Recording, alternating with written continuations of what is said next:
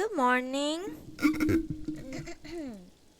Good morning. Hello, hello, hello, hello. Good morning.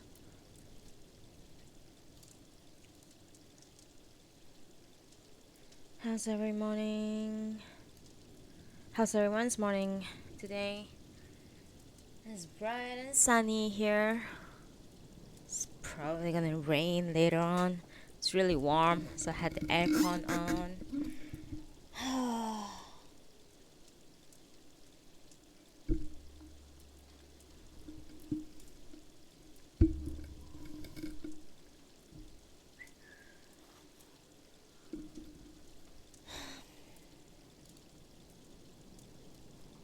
It's 11 in the morning and I'm already having my second cup of coffee, so I'm probably gonna die of a heart attack soon. One of these days, really. How's everyone doing?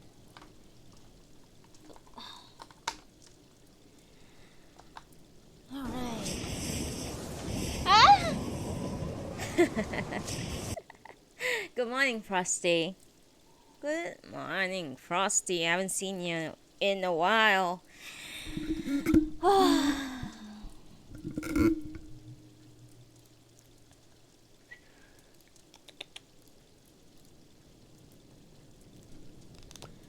Just gonna chill for a while and see if anyone is interested in joining our little reading session in game and on Twitch.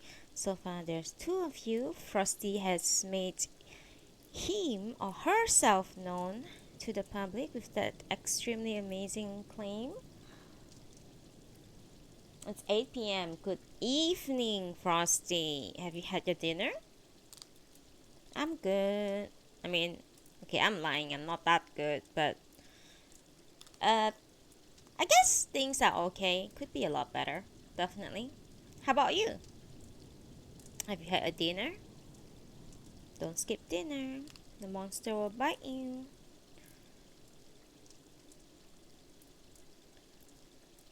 Ah, burger and fries. I would love to get some burger and fries. Well, my cat is having some kidney problem, as all cats do when they get old.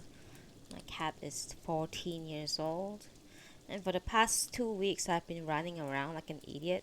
I mean, not like an idiot, but I've been like running back and forth from my house to the vet, from the house from the vet clinic. I mean, and it was really tiring for me.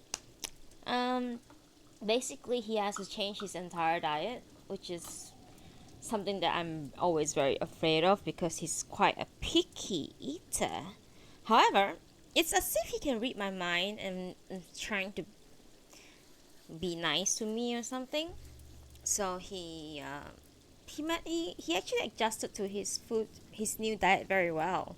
I'm very surprised by that actually. Um, and yeah, so far so good.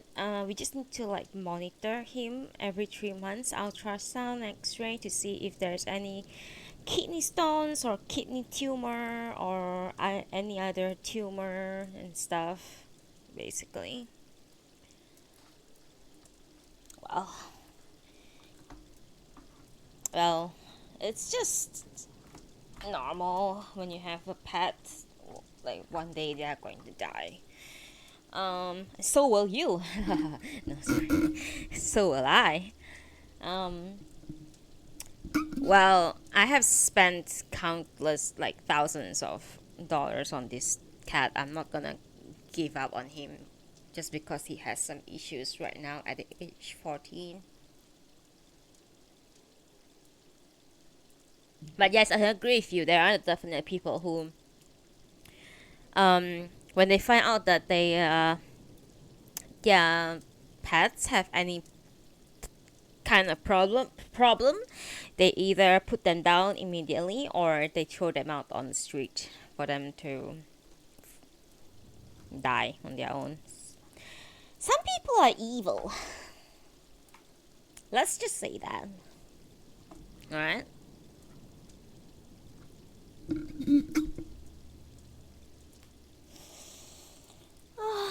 seen you in a while, Frosty. Where have you been? What have you been up to?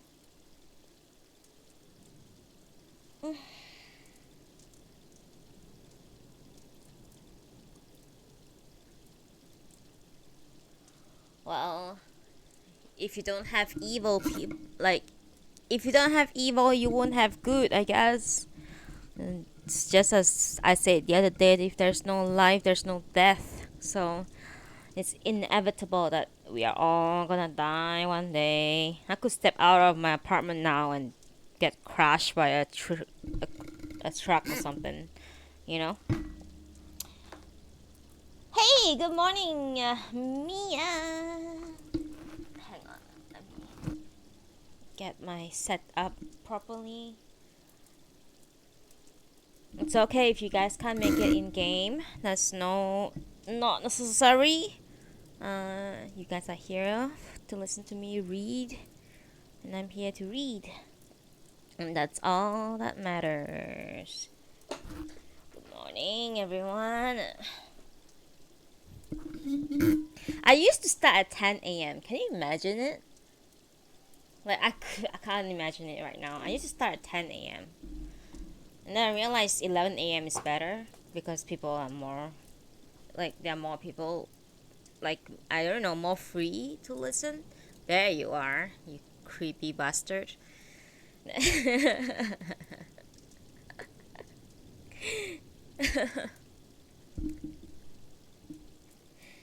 But, yeah. How are you, Mia?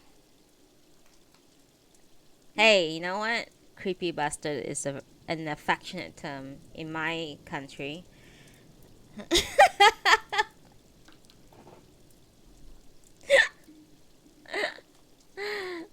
Oh man. Alright, the sun's shining. It's all bright and sunny now. I think it's time we can start reading. Alright?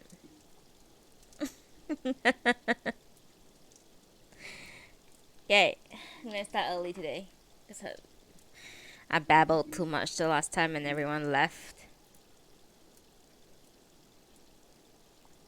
Okay.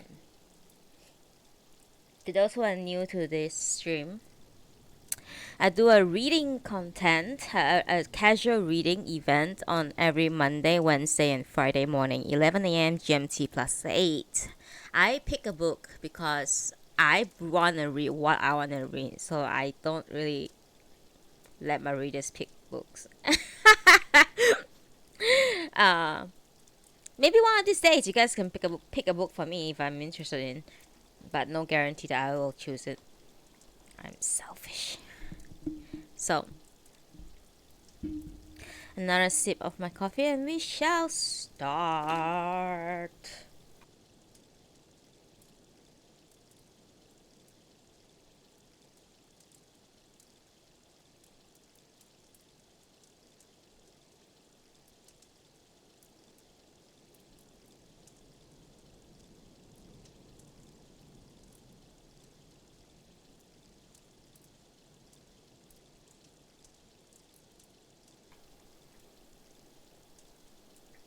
Today we are reading Lonely Castle in the Mirror by Mizuki Tsujimura. First semester, Wait and See, chapter August. Even from the inside of her room, Kokoro could sense that the world was now on summer break. She had never expected to spend her first summer holiday in junior high like this, but August came and to no one at all. During the day, when Kokoro didn't go out, she could overhear the school kids talking with each other as they rode by on their bikes. Their shadows cut across below her window, kids who attended the same elementary school she had gone to. Just after the summer holiday started, at the beginning of August, she was having dinner when her father said, "I'm glad for you." For a second she didn't know who he was talking to, since she had dropped out of school. She thought nothing would ever get her father to say anything like that. But he went on calmly.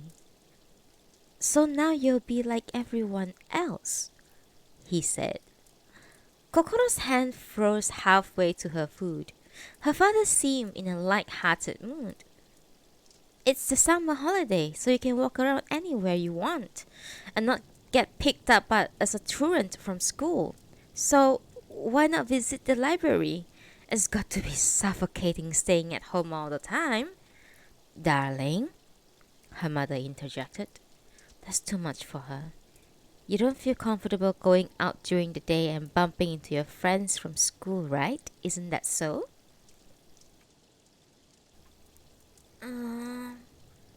Frown lines formed between her mother's eyebrows. Kokoro, she said, I've said this before, but if there's a reason you don't want to go to school, you can talk to me about it any time. Okay. Kokoro stared downwards, lightly bit on the tip of her chopsticks. After some point, her mother had stopped urging her to go to the alternative school. Kokoro sensed, though, that she and the teachers there were still keeping in touch. Kokoro didn't dare broach it with her mother since she didn't want her to start urging her to go again. But her mother's feelings had changed.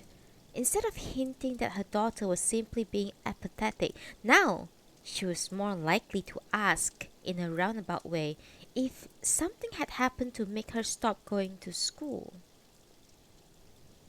Before the summer holiday started, her parents were trying to persuade her to attend a special summer session at a private juku.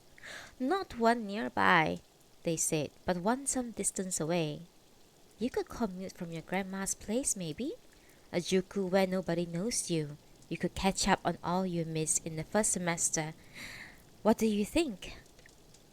That night, Kokoro's stomach started to feel terribly heavy.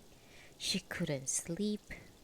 The junior high school textbook she stuffed into the drawer had barely been cracked open. The other students had spent the whole semester plowing through all that material, but Kokoro hadn't done a thing. She was convinced that she would never catch up. She never wanted to go to the school again, yet here she was, worried that she would never catch up. She tried to imagine herself attending a Juku summer session, but like the idea of going to the alternative school, it just didn't sit well with her. If you don't want to go, that's fine, her mother had said. Her homeroom teacher, Mr. Ida, had come so often to see her at the beginning of the school year. He didn't visit much anymore. Perhaps he had given up on her, Kokoro thought. Satsuki-chan, her friend from elementary school days, had regularly delivered school handouts to her house instead of Tojo-san, but now she too had stopped. There were times when Kokoro regretted not catching a glimpse of her when she came by, but her relief outweighed the regret. What made her the happiest, most relieved, was if they all left her alone. But she still wondered if it was going to be like this forever.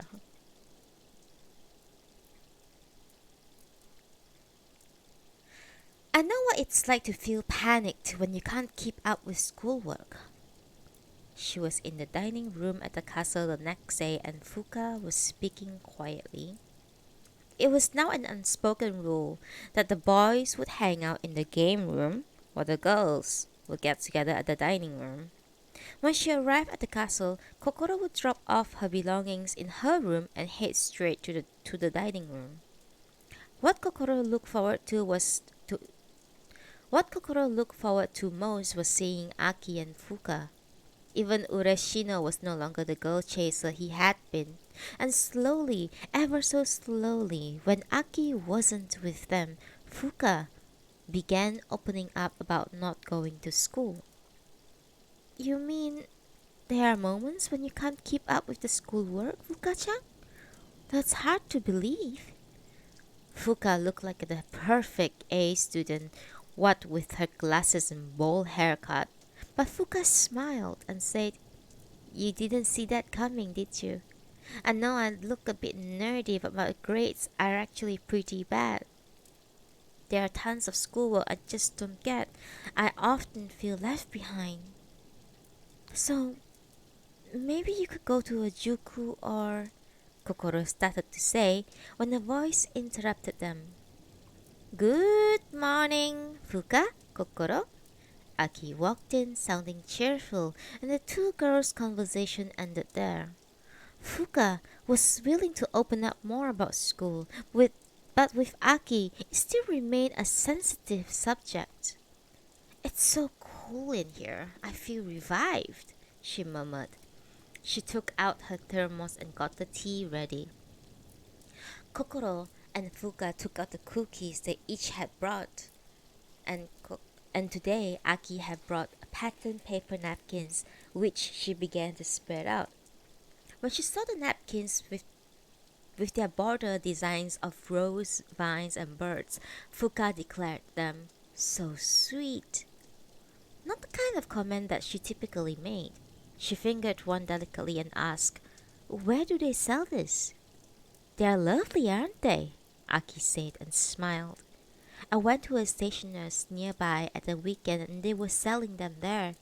They had all kinds of other cool designs as well, and it was so hard to choose. Do you like this, Fuka? I'll give them to you." "Do I like them?" "Yeah, I suppose so." "They are gorgeous," Kokoro piped up, and Fuka looked at her. "Aki-chan? Hmm? Can I give Kokoro-chan one too?" "Sure, of course." "Really?" Kokoro asked, and with a "Here you go," Fuka handed her the one she was holding. Aki poured the tea and the rising steam giving out its fragrant apple smell. The napkins and tea matched perfectly. "Thank you," Kokoro said, and Fuka spread out another napkin and placed the cookies on top. Just then, as if waiting for this moment, who should turn up at the doorway to the dining room but Ureshino? This was unusual, seeing as he normally never came to the castle until afternoon. He stood fidgeting as if waiting for Kokoro and the girls to notice him. "Hey, Ureshino!" Aki called. "Good morning," he said in a small voice, his eyes on Fuka, the present object of his affections. Fuka shot him an indifferent glance, set down her cup, and stared at her cans. "What's up?" Kokoro asked. It was pretty odd for him to turn up like this. She noticed he was hiding something behind his back. Ureshino brought his right hand round, and Kokoro gave a small gasp of surprise. "It's your birthday today, isn't it, Fuka-chan? So I brought you some flowers." There were two flowers, one pink, one white, with long stems. Kokoro didn't know what type of flowers they were. They were wrapped up like a bouquet. "What? It's your birthday?" Aki and Kokoro stared at Fuka. Fuka looked up and murmured, "I'm surprised you remembered." Ureshino looked pleased. "Because I happened to hear about it. I don't forget things like that." "You should have told us," Aki said. "It's not really worth mentioning," Fuka said, her voice as high-pitched as always, though maybe a bit embarrassed. "Then let's celebrate! Cheers!" Aki raised her teacup and clinked it against Fuka's. Fuka timidly accepted the bouquet and managed an awkward "Thanks," and Ureshino chuckled happily. "Aki-chan, can I have some?" he asked, apparently planning to hang around. Aki made her disgust clear. "Don't you understand? This is a girls-only party," she said. "So go away." "Don't you want me here?" Ureshino retorted, brazenly standing his ground. The scene was so comical that Kokoro couldn't help but laugh. "Isn't it about 12? Aki asked, her signal that would send them all back home for lunch. Whoa! I gotta get home, Ureshino said, flying out of the door ahead of them. Kokoro looked at the flowers on the table. They were blooming nicely, though they looked a little past their best. I bet he just picked them from his garden, Aki said, and I bet he reused some old paper. Kind of tacky if you ask me. Really? Said Fuka, looking uncertain. She quietly grabbed the bouquet and rose to her feet and about to leave the dining room. You know what? Aki said awkwardly, aiming her remarks at the retreating Fuka. If you would like to display the flowers here, I'll look for something we could use as a vase. It's okay, Fuka said, without turning around. There's no running water here. I'll take them home. All right. After Fuka was gone, Aki and Kokoro didn't speak to each other. Finally, unable to stand the silence, Kokoro said, Okay, see you this afternoon. Yeah, see you. Aki's expression looked as cheerful as always, but just as Kokoro was about to leave, she heard her mutter, If she behaves like that, I bet she doesn't have any friends. Kokoro heard these words on her way out the door, and they made her shudder. She had not misheard. It sounded as though Aki was just muttering to herself, but she probably didn't mind that Kokoro had overheard. Back home, Kokoro microwaved the frozen gratin that her mother had made, and mulled over how much she disliked these new developments. She liked both Fuka and Aki, but it bothered her that things could get so stiff and awkward even in the castle. Aki and Fuka might both stay away from the castle this afternoon, she thought, but when she arrived back after 1 o'clock, both girls were already in the dining room. They seemed to be waiting for her. Ureshino came by again, but I sent him packing, Aki said, laughing. Let's continue the birthday party. Here you go. A little something from me. Aki held out her palm with 3 hair clips. The clips were fancy ones, made of wood, with the ceramic shape of a watermelon, lemon, and strawberry on the front. They were in a small transparent bag, tied with a blue checked ribbon.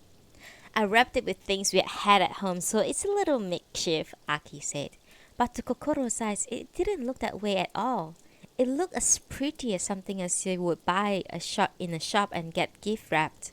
Fuka had it in her hands, gazing at the present. Thank you, she said.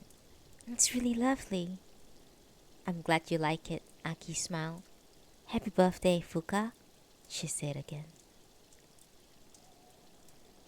One moment for a sip of coffee.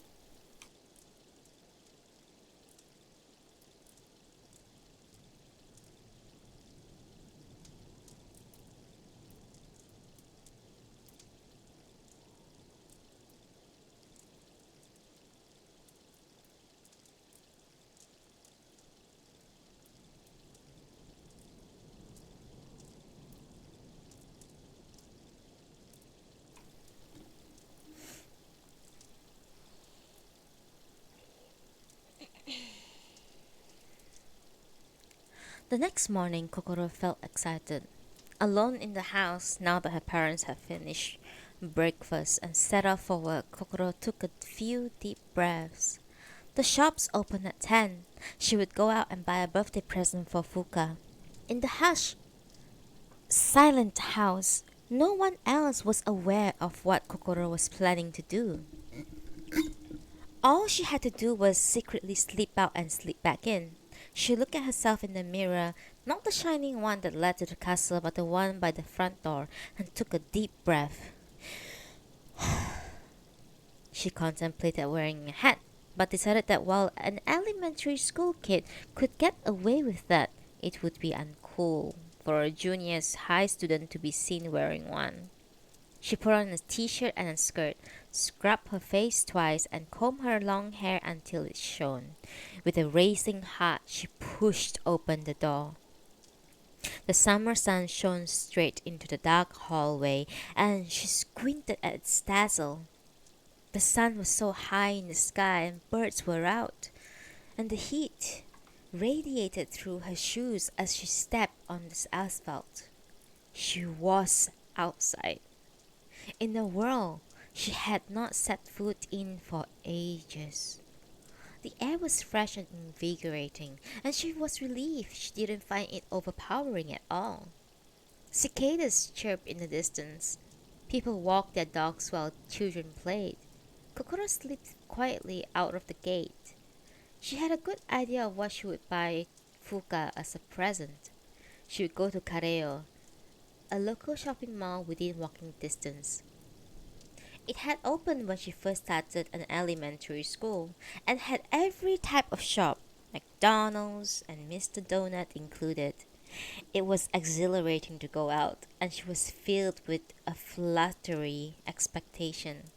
She hadn't realized how good it felt to be out on her own.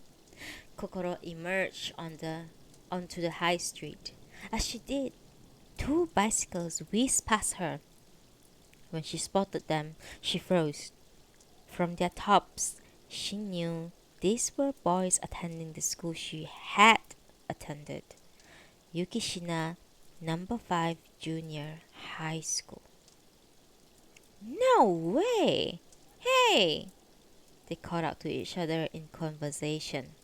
Each grade at school had different jersey colors, and these boys weren't wearing Kokoro's freshman blue, but a dark red, which meant they were in the 8th grade.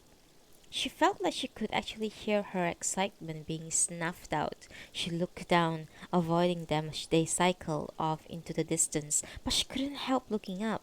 She wanted to hear the boys' voices. Wouldn't they turn around and whisper about her? Of course not. Yukishina Number 5 was an enormous school, and they wouldn't recognize her. But still, she couldn't shake the awful feeling that swept over her. Ladies and gentlemen, this is how anxiety feels when you're outside. For those with anxiety disorder, very accurately described. What if they were friends with Miori? She suddenly wanted to crouch down and hide herself away. She turned to face the street again, and it felt like the heat of the asphalt was gripping her by the ankles. Far away at the end of the long street, she saw the sign to the shopping mall. She couldn't believe it had seemed so close when her parents drove her there. The thought of walking so far made her weak at the knees. She had been standing in one place for so long it felt like she was rooted to the spot. She wheeled her feet to move. How far had she walked? After a while, she began to feel ill and stopped at a convenience store.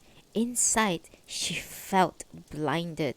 The lighting above the rows of bentos and drinks was far too glaring, and she couldn't keep her eyes open. She had been here any number of times and thought she was used to it, but now the colors seemed so far more dazzling, and so much stuff. Rows after rows of sweets and juice she would apologetically ask her mother to buy for her, line up like a mural covering the whole wall, and it all felt terribly wrong. So much choice made her head spin. She reached out to grab a plastic water bottle and dropped it clumsily. "Sorry," she muttered, picking it up from the floor, and as she held it against her chest, her face suddenly felt flushed and hot. There was no need to apologize, and her voice might have been too loud.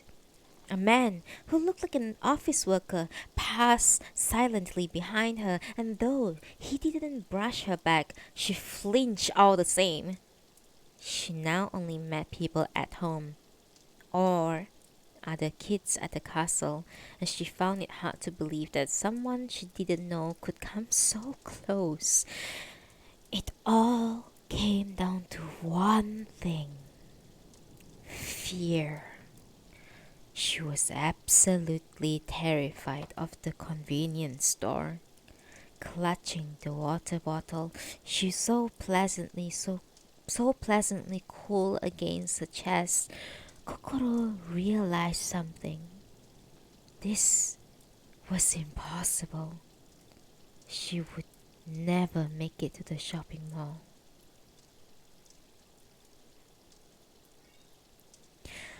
When she went to the castle in the late afternoon, Fuka wasn't there. Neither Aki nor Fuka was in the dining room, so she went to look in the game room. Fuka was here in the morning, but I think she might not come back for a while, Masamune informed her. Kokoro had dashed out of the convenience store as if running for her life, randomly grabbing a box of chocolate, and now she stood here, sweets in hand, not knowing what to say. She said she has to go to a summer school her parents chose for a week, a short intensive course. They want her to catch up at school. Kokoro felt as if someone had slugged her in the head. Summer school, to catch up at school. The same suggestion her parents had made, which had been weighing on her ever since. She had intended to ask Fuka and the others what they planned to do about their schoolwork. It felt like Fuka had suddenly stolen a march on her. Her stomach began to ache again, and she felt anxious. What about Aki-chan? I don't know. Could be in her room. Today, unusually, Masamune was alone in the game room. Neither Ureshino nor Subaru had come over. Ureshino doesn't often turn up, and Subaru said something about going on a trip with his parents, Masamune explained, since it's summer holidays and all.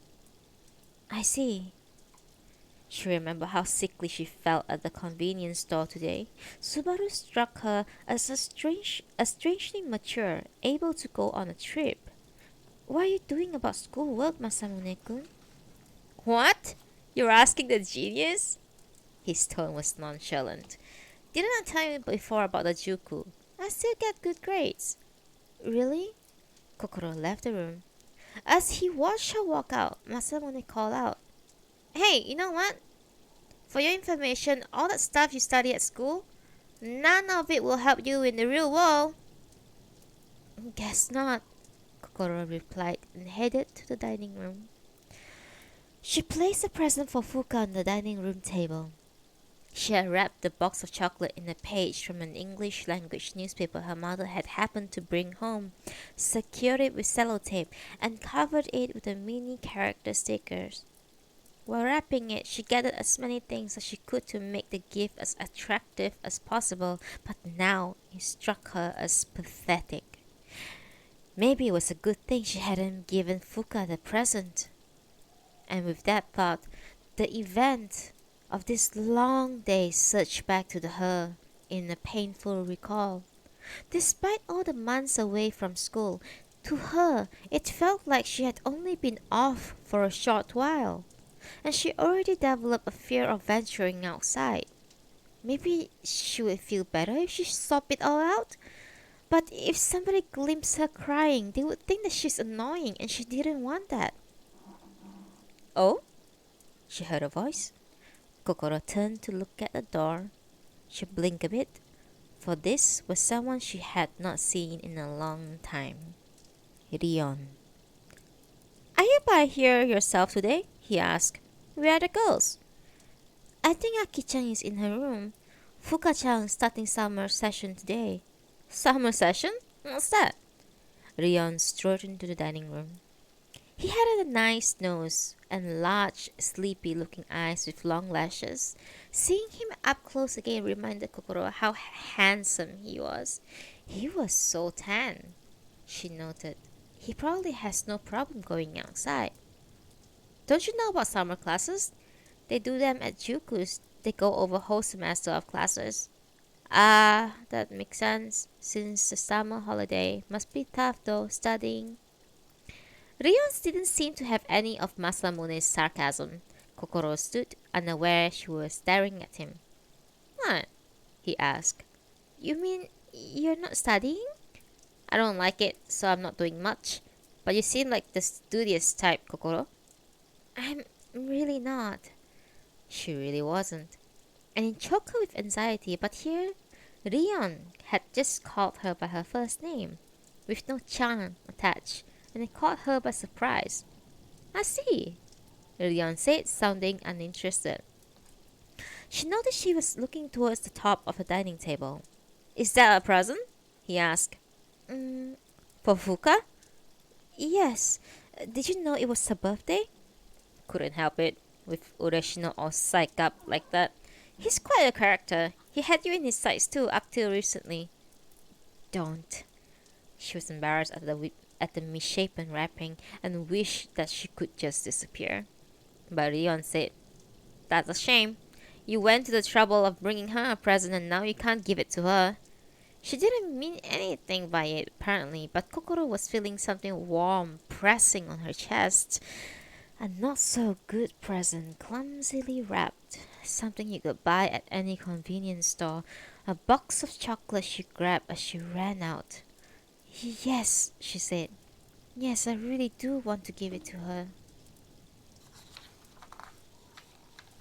When she heard that Subaru was away with his family on a trip, Fuka was at the summer school juku, that one after another, the kids might all stop coming to the castle. She started to feel that coming here was a bit uncool.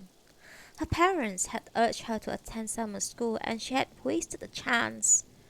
I'm going to fall behind at school, she murmured. Hmm? Rion glanced over and she quickly changed her expression. She laughed so she wouldn't seem so down. Nothing, she replied, but he had heard her. Are you worried about schoolwork? He asked. You said you were in the first year of junior high, aren't you, Kokoro? So am I. Yeah, got it. With that, their conversation ended. Rian might very well be in the same situation as her. That made her a little relieved, though she also felt sorry for him. I'm afraid of not being able to keep up with schoolwork, she thought, but I'm just as afraid as going to a juku. So what should I do? There was only one answer. She had to find the key to the wishing room. One moment, please, to adjust my sitting position.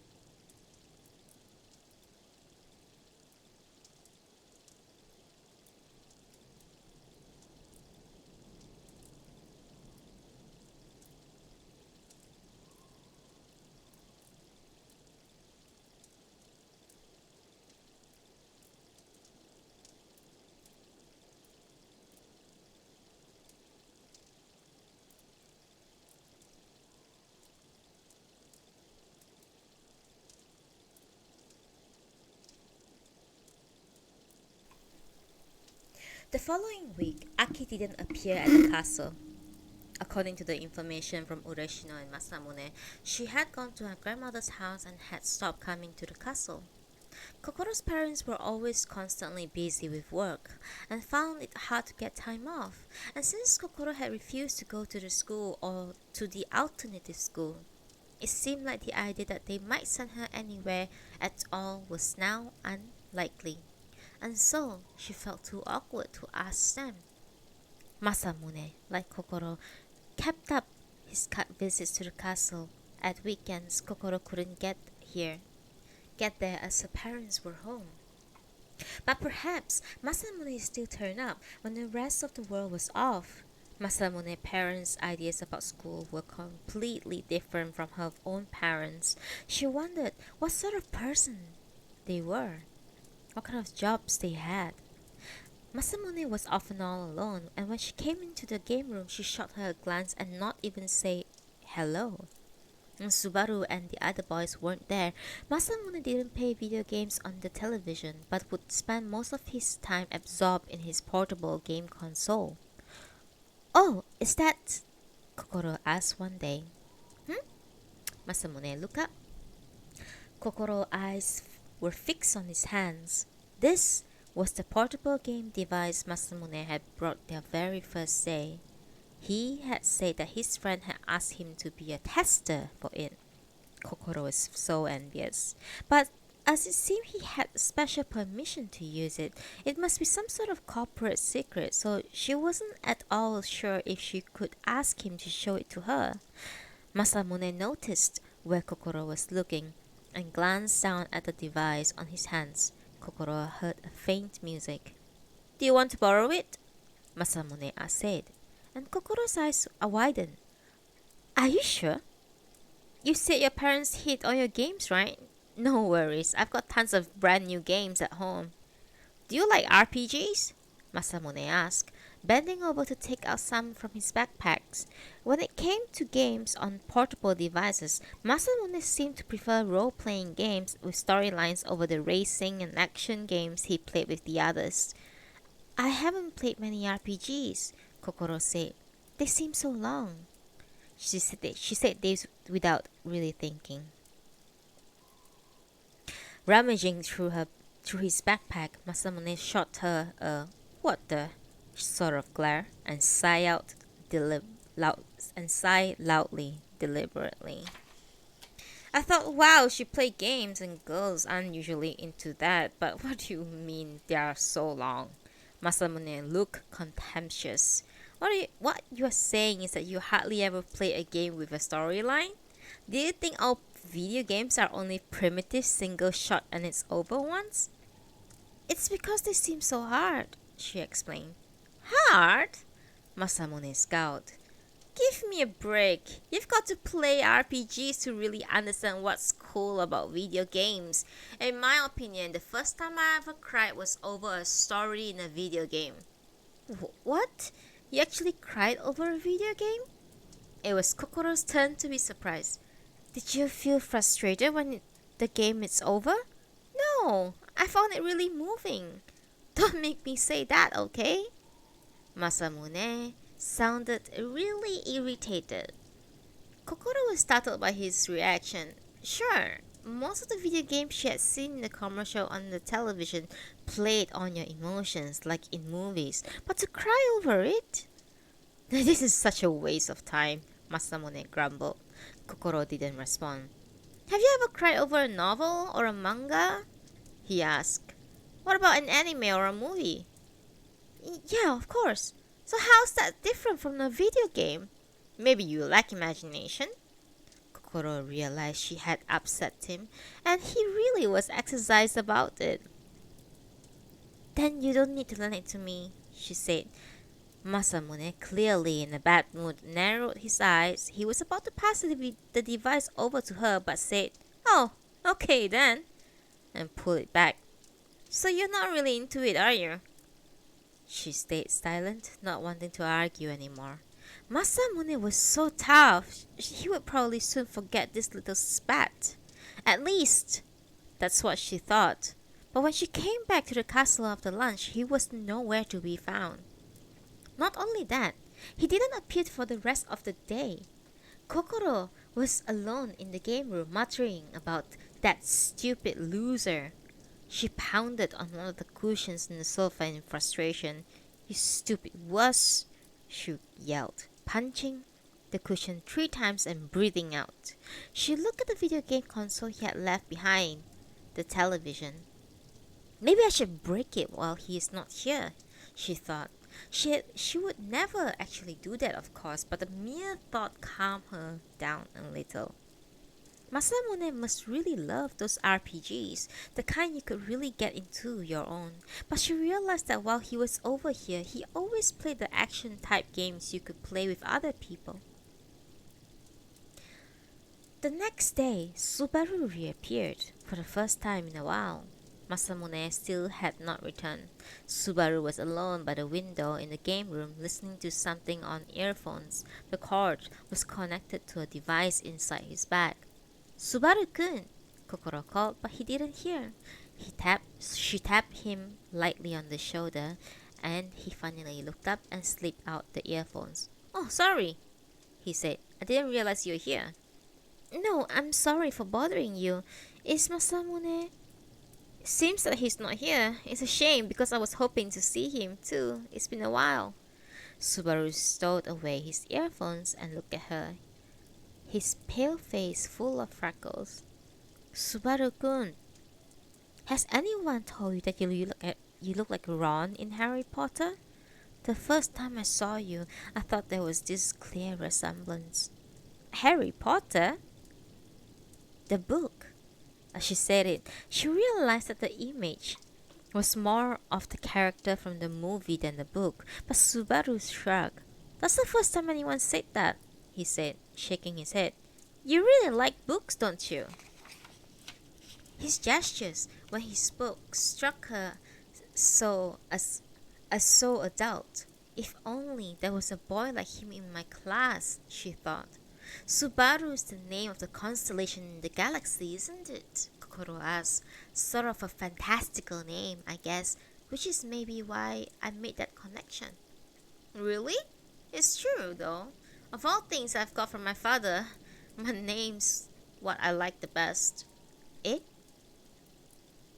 What surprised her was less the origin of his name than how readily he used the formal word father. He smiled and stared down at the earphone in his bags. Father gave me these two when I met him last month. This month. Met him this month? That struck Kokoro as odd. It is his dad, yet he said met him this month. Wait a sec. Didn't he normally live with his father? Subaru looked up at her, perhaps noticing how intently she was listening to him. She sensed he wanted her to ask him more questions. So, Subaru-kun, you... She suddenly felt someone gaze from the doorway. Subaru had felt it sooner and was looking over. It was Fuka. Kokoro-chan, thank you for the present. Kokoro had leaned the present against Fuka's mirror so she would see it wherever she decided to come. She put up a card that said, "Sorry it's late, but happy birthday." Fuka was holding the present. She opened it on the table and stared fixedly at the box of sweets. Kokoro had gone to such length to buy it, but now she couldn't help thinking it looked as if she just wrapped up something lying around the house. Subaru stood up. I'm going back for a bit. Okay, sure, said Kokoro as she watched him leave. Fuka continued to stare at the box of sweets. Kokoro thought maybe she should apologize for such a trivial gift. But then Fuka raised her eyes. Do you like this type of chocolate? Fuka asked. What do you mean? It's just, I've never eaten this brand. I was thinking you must have chosen your ultimate favorite. Yeah, it's good. It was true she'd like it, but she wasn't sure she would say that it was her ultimate favorite. Fuka said she had never eaten it, which might mean she didn't go to convenience stores very often. Fuka was polite. Fuka was a polite, well-brought-up girl, so perhaps her parents weren't the type to allow her daughter to eat such things. Fuka smiled. I'm so thrilled to have them.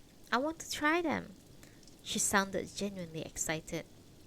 Fuka, Kokoro thought, is quite an amazing girl. Fuka didn't usually show her feelings openly, and so it was hard to tell what she was thinking. I would like to eat them with you now, Kokoro-chan, but is it okay if I take them home and eat them there? Kokoro was surprised she felt she had to ask. I never had them before, so I would like to kind of have them all to myself. Of course, no problem. That day, Fuka apparently enjoyed the chocolates at home, and she faithfully reported to Kokoro that they were delicious. Attendance at the castle had dropped off, though there was one person she saw more often now that the summer holidays had started. Rion. Her impression hadn't changed. He was an outgoing boy, definitely popular with girls. He would steadily become more tan and taller too, it seemed, and she was startled when she saw the skin on his cheeks appearing to be peeling off. Maybe all that he did was skip school and hang around outside? He didn't seem the type to spend time with a gang of dropout friends.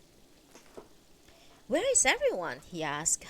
It's just the two of us today, Kokoro-chan and me, Fuka answered. Subaru-kun was here this morning, but everyone else had something on over the summer. Kokoro glanced at the clock. It was after 4.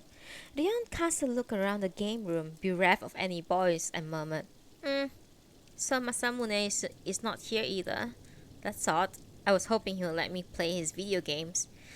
I think I upset him, Kokoro said, and Rion looked at her. Really? How? Kokoro explained, and Kokoro explained what had happened. I told him that I thought RPGs were too long and complicated, and he got angry. He really put me down, and I felt pretty irritated too, to be honest, but still. But he said I could still play his game. Masamune told her he would be willing to lend her some of his games, but it was Kokoro's stubbornness that had made her refuse his offer. I see. I don't know much about games myself, but I do think that you should apologize. I think Masamune must be worried about it too. Worried that he went too far with what he said.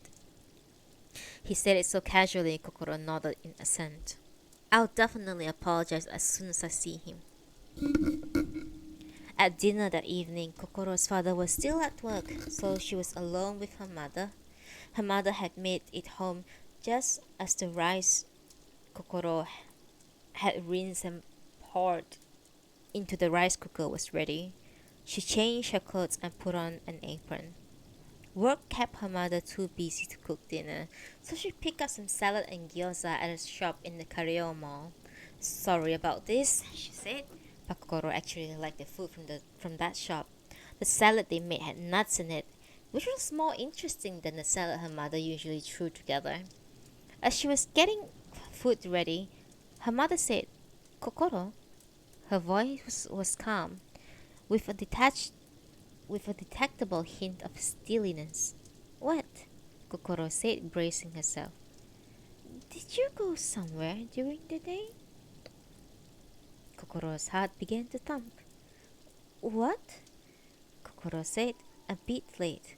Her mother had been putting the plates down on the table, but she stopped and looked at her daughter. Kokoro was fetching the chopsticks.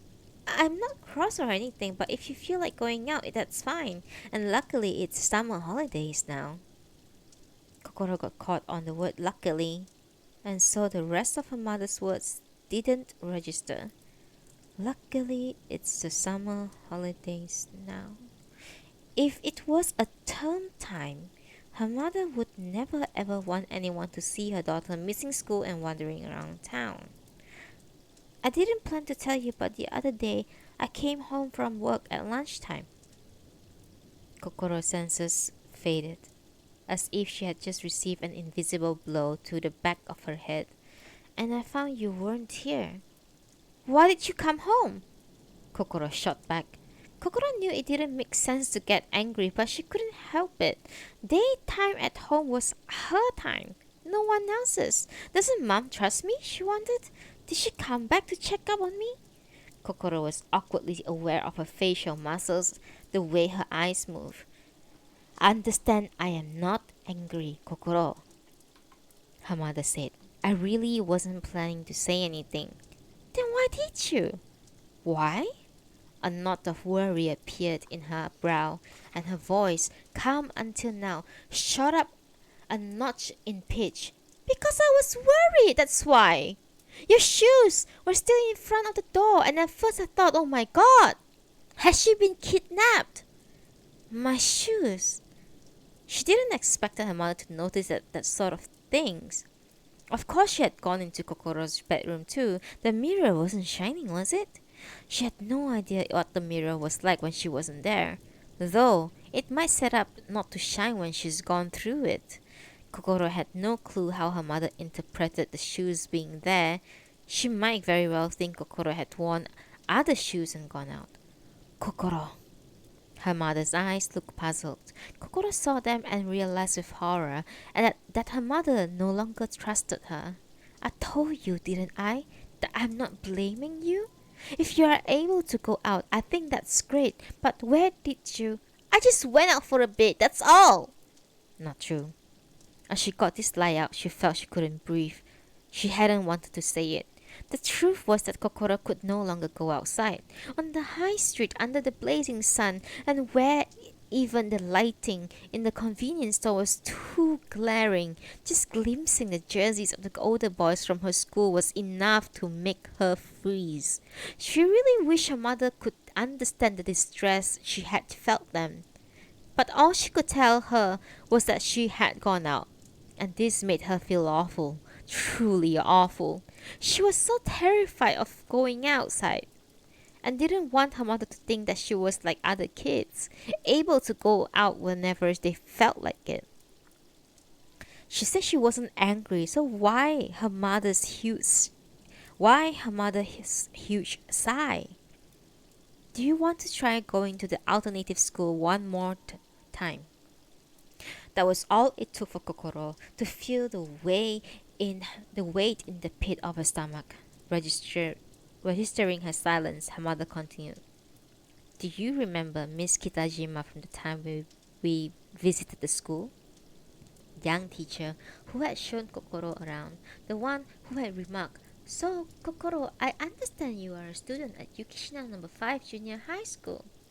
Kokoro recalled the name tag on her chest with her name and a portrait of her drawn by one of the pupils. I went there too, she said, and smiled kindly.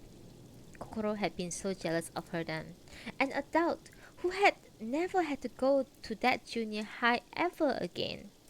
The woman's short hair made her look so confident, and Kokoro decided, no, she's not at all like me.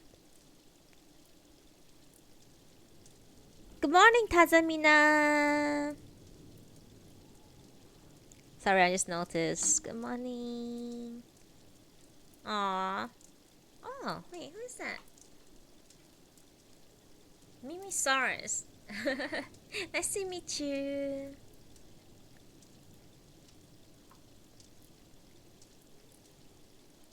Sorry, let's continue. Miss Kitajima said she would love to talk to you again. Her mother gazed at Kokoro. Just as Kokoro had sensed, her mother seemed to be still in touch with the teacher even though Kokoro wasn't going to the school. After her silence, her mother continued, The teacher said it's not your fault at all that you can't go to the school. She was worried that something must have happened. Kokoro's eyes widened ever so slightly. She often reminds me, it's not Kokoro-chan's fault. As her mother, you should not ever get upset or blame her.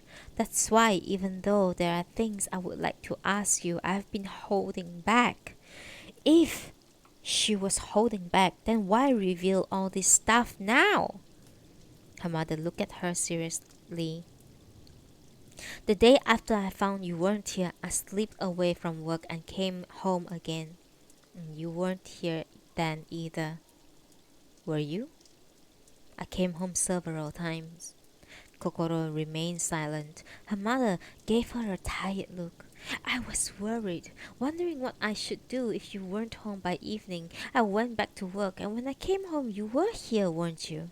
Looking as if nothing happened, and I was thinking, so she's gone somewhere every day, and then calmly having supper with me. And when I thought that, okay, I get it, I won't go anywhere anymore. I'll stay put in the house. Kokoro almost spat this word out, and she heard her mother gasp. That's not what I'm saying, her mother said. I'm fine with you going out, but I would like to know where you go. The park? The library?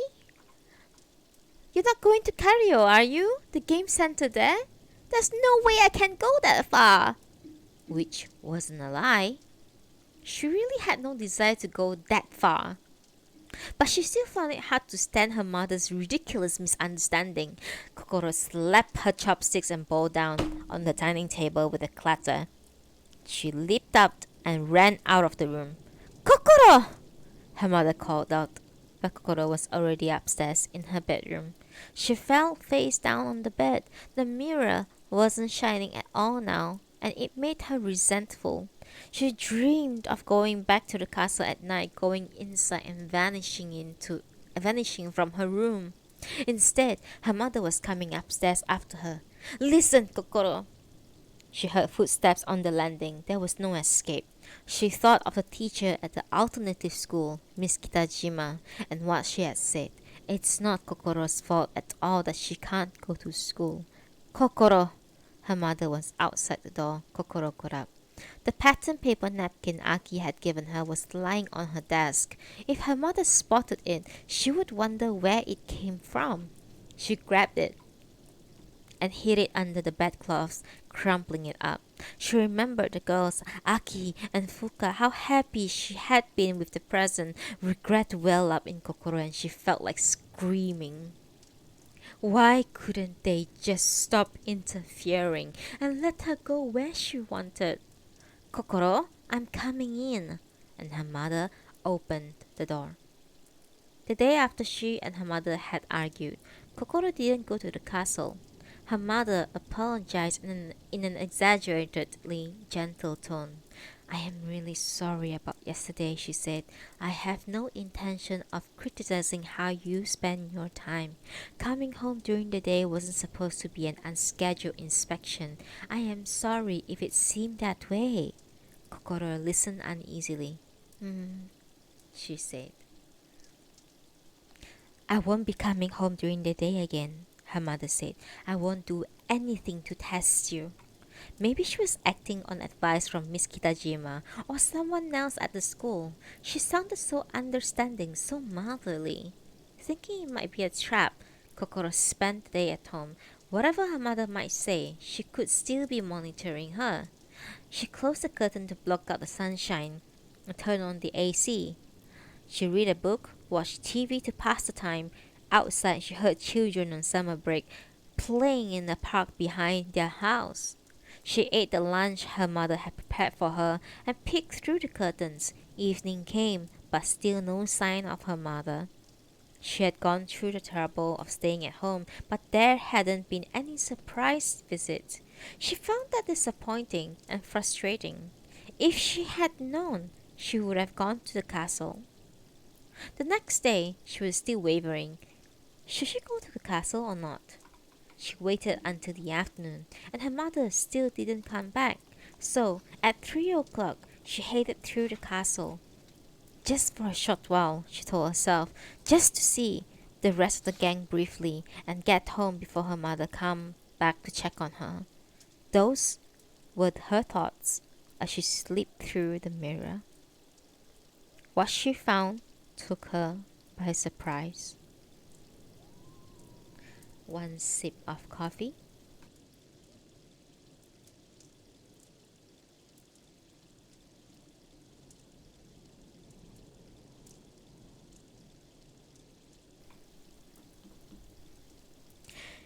When they had first visited the castle, it had seemed sterile, but now, after 3 months, it was littered by the gadgets and snacks they had brought with them, and it had begun to feel much more like home. Someone had set up nameplates written on cutout drawing paper in front of each of the mirrors that connected to their homes: Kokoro, Aki, Masamune, and so on. Today, unusually, each mirror was shimmering with a rainbow glow. Kokoro was the last to arrive. When she got to the great when she got to the game room, the scene inside took her aback. "Oh, Kokoro-chan." Masamune and Subaru, as ever absorbed in their video games, turned towards her. The whole group was there. Fuka and Aki on the sofa, and the boys by the TV. But it was one of them, in particular, who caught her eye. Subaru. The last time they had met, he had been talking about his father. He hadn't finished the story, but now his hair was dyed a light brown. Not like Rion's, but naturally bleached by the sun, but dyed artificially. "Subaru-kun, hey, your hair." The rest of the group were silent, clearly following the back and forth. "Oh, this?" Subaru said, grabbing a strand by his ear. The gesture made Kokoro more puzzled, for Subaru had definitely changed. He seemed even more mature. Under the lock of hair, she saw he had a small round earring in his lobe. My brother made me, Subaru said. It's the summer holiday, so you've got to do something new. He almost forced me. Did you dye your hair? No, bleached it. When you dye it for the first time, the color doesn't take well, but if you bleach it, it does. I see. Her heart thumped. It was Masamune playing video game with Subaru. He didn't have on his usual smirk. So, you have an older brother, he said. Kokoro was surprised. This was the first time she had heard about Subaru's older brother, but Subaru and Masamune were such good mates, and even he didn't know? What about the piercing? Did your brother make you do that too? My brother and his girlfriend. The whole close up at first, so he told me you gotta keep it in when you go to bed. And last night there was blood all over the pillow where I slept on it. Really? Masamune nodded, but he kept his gaze down even more than usual. Kokoro could not read how he was feeling. The whole thing must have turned him off. Dyeing your hair and getting a piercing clearly wasn't something people did in Masamune's world, but he seemed determined to pretend to be calm about it.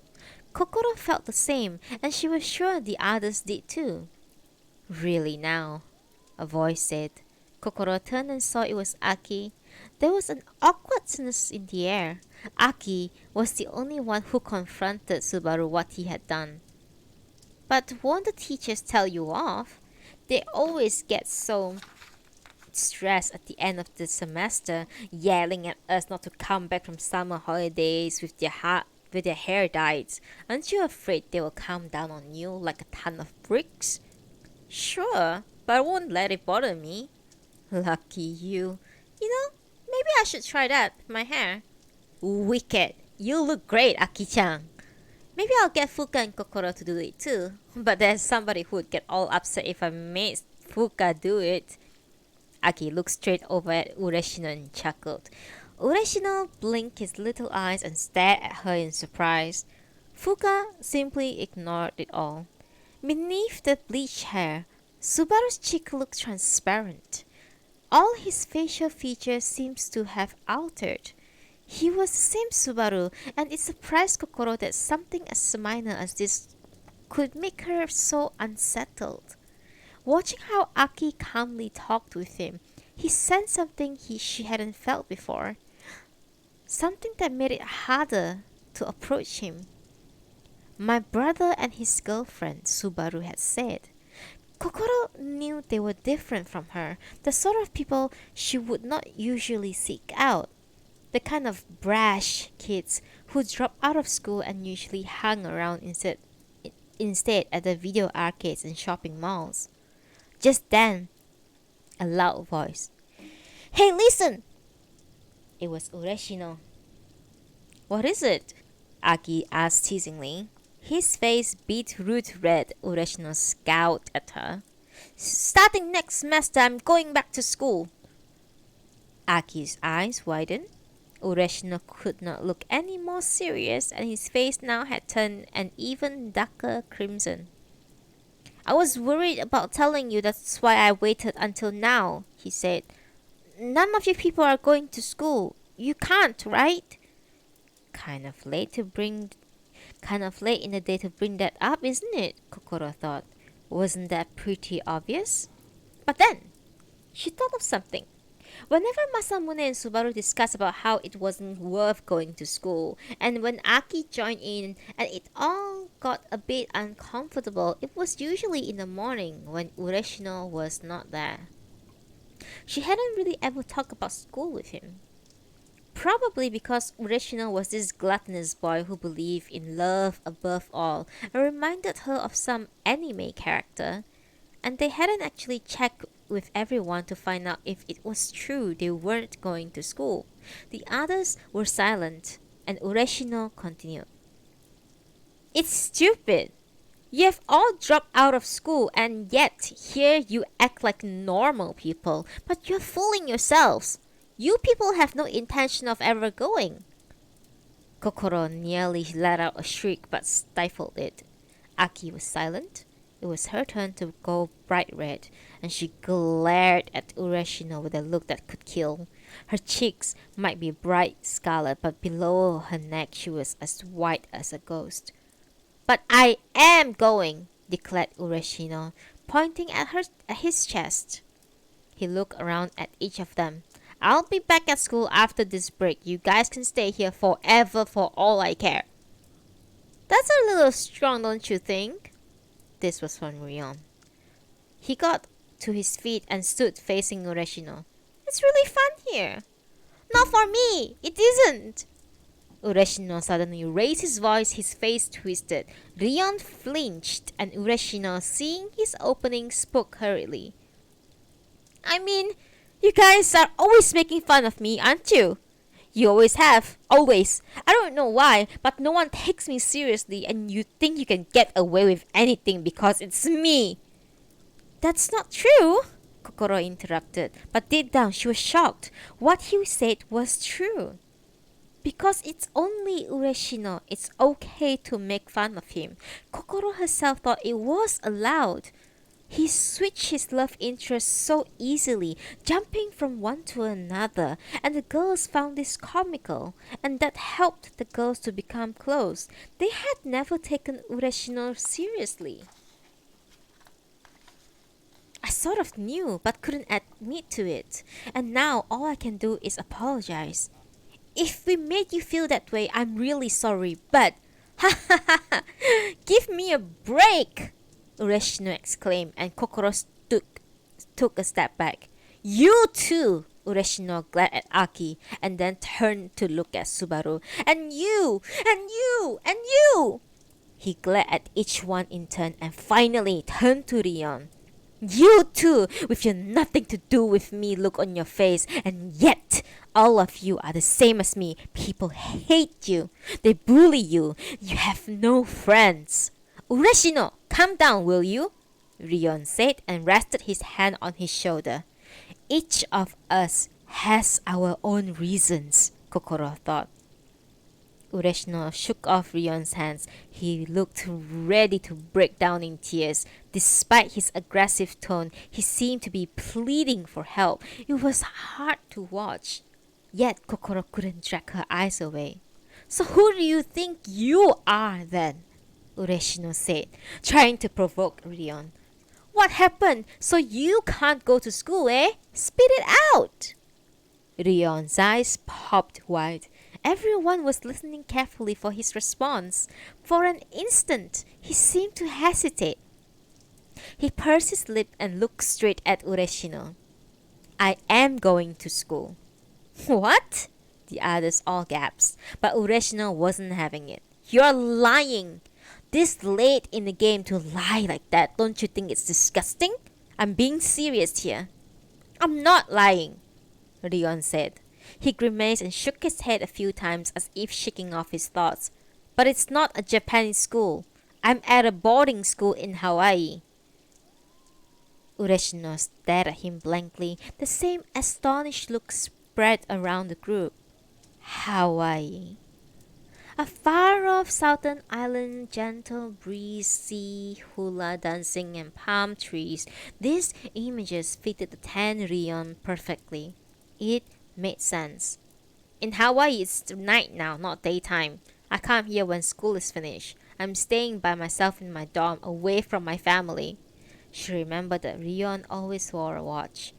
She hadn't noticed it recently, so she hadn't thought about it before, but he didn't always seem overly concerned about the time. And he was wearing a watch now too. Once Kokoro had asked him what time it was, he glanced at his watch, pointed to the grandfather's clock in the grand foyer, and said, There's a clock over there, you know.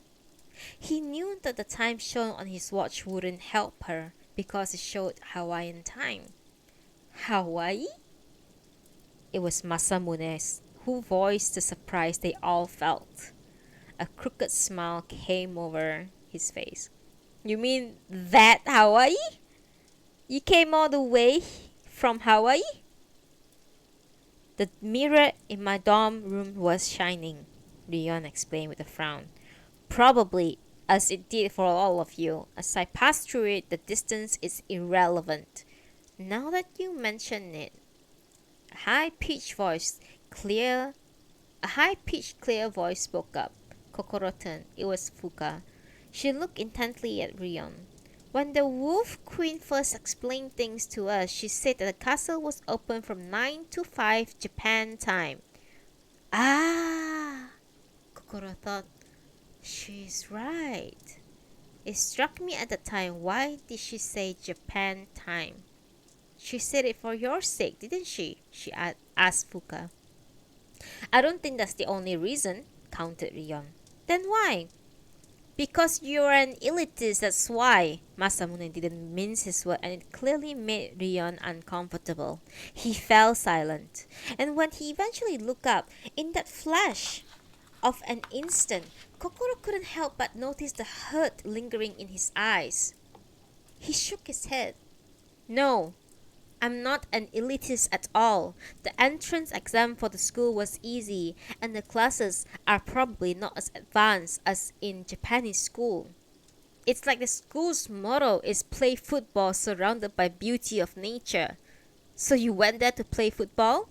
Even Subaru, who thought process was mystery to Kokoro, leaned forward. That's amazing. Your family must be really rich to send you to a school in Hawaii. As if you're a celebrity or something. That's not true. It's not like that. No matter how much Rion denied it, Kokoro could tell that the others had the same impression that she did. Kokoro isn't the kind of boy who can't go to school. He was probably just an ordinary boy who happened to be going to a school in Hawaii. Still, Kokoro was shocked at the revelation. Rion is not like her. So why is a guy like that here? He has somewhere to go back to. What the? Ureshino muttered. He threw an accusatory glare at Rion. So why have you been hiding it? He asked. Are you making fun of us or something? No way! Rion shook his head, but his awkward expression spoke volumes. Maybe he wasn't making fun of them, but it was clear he did feel guilty. Maybe he hadn't intentionally hidden anything from them, though it seemed he wasn't going to tell them unless someone asked. I'm telling you, I didn't know what was going on at first. I thought you were all studying abroad somewhere too. I thought maybe you were all going to schools in Hawaii, but I noticed that you all seem to operate around Japan time. And when I heard that the castle was open only until till next March, I finally understood. Rion continued. But even though I work out this daytime in Japan, I didn't notice you weren't going to school until someone mentioned it, and even then, I really didn't think much of it. Well, excuse us, Masamune said. Kokoro didn't think he meant it to sound so indignant, but Rion looked startled. Masamune sighed theatrically. Excuse us for not being from schools in Hawaii, but don't worry about it. No offense intended, Rion said. I'm sorry I kept quiet about it, but I really like it here. I don't have many Japanese friends. He lowered his eyes. If you tell me not to come over here anymore, I won't. No one's saying you can't come here, Kokoro said, finally snapping out of stunned silence. The thing with Rion was indeed a shock. Honestly, she felt even more intimidated around him now, knowing he was at a school in Hawaii than she did around ordinary students. And naturally, she did feel betrayed to suddenly discover he wasn't like the rest of them. Nevertheless, she didn't feel like Rion was making fun of them. He felt the same way she did, that it would be great if all of them could just get along. So why things had turned out this way? Ureshino, Rion said empathetically. Ureshino, silent until now, refused to look at Rion. What's wrong with going back to school? A curt voice suddenly said. It was Aki.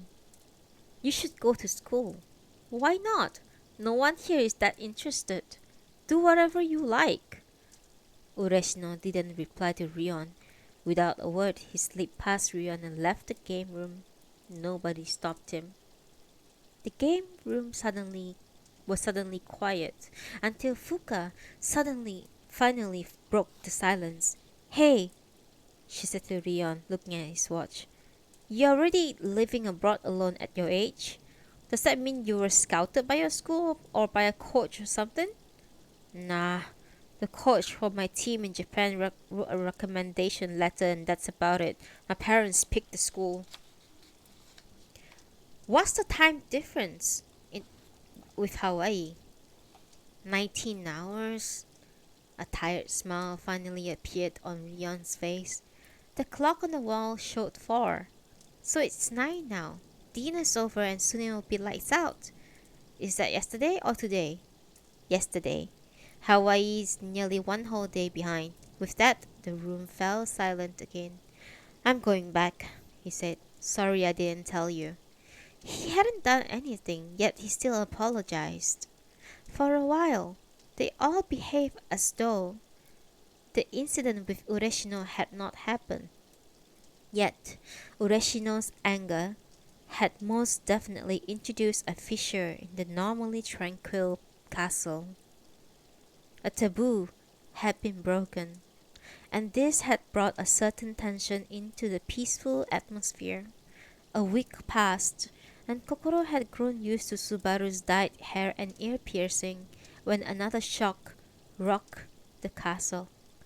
This time, it was Aki who appeared with her hair dyed.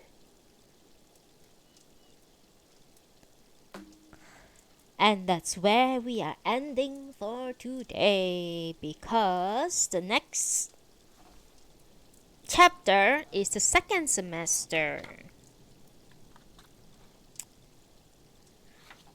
September. And I think it's quite. Let me check.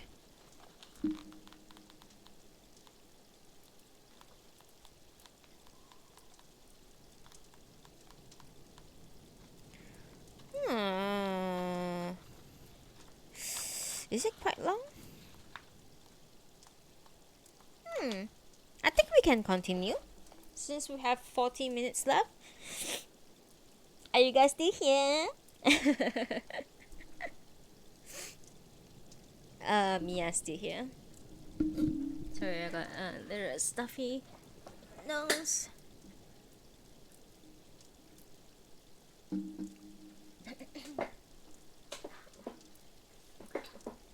Okay, let's continue one more chapter. Thank you, Lucy.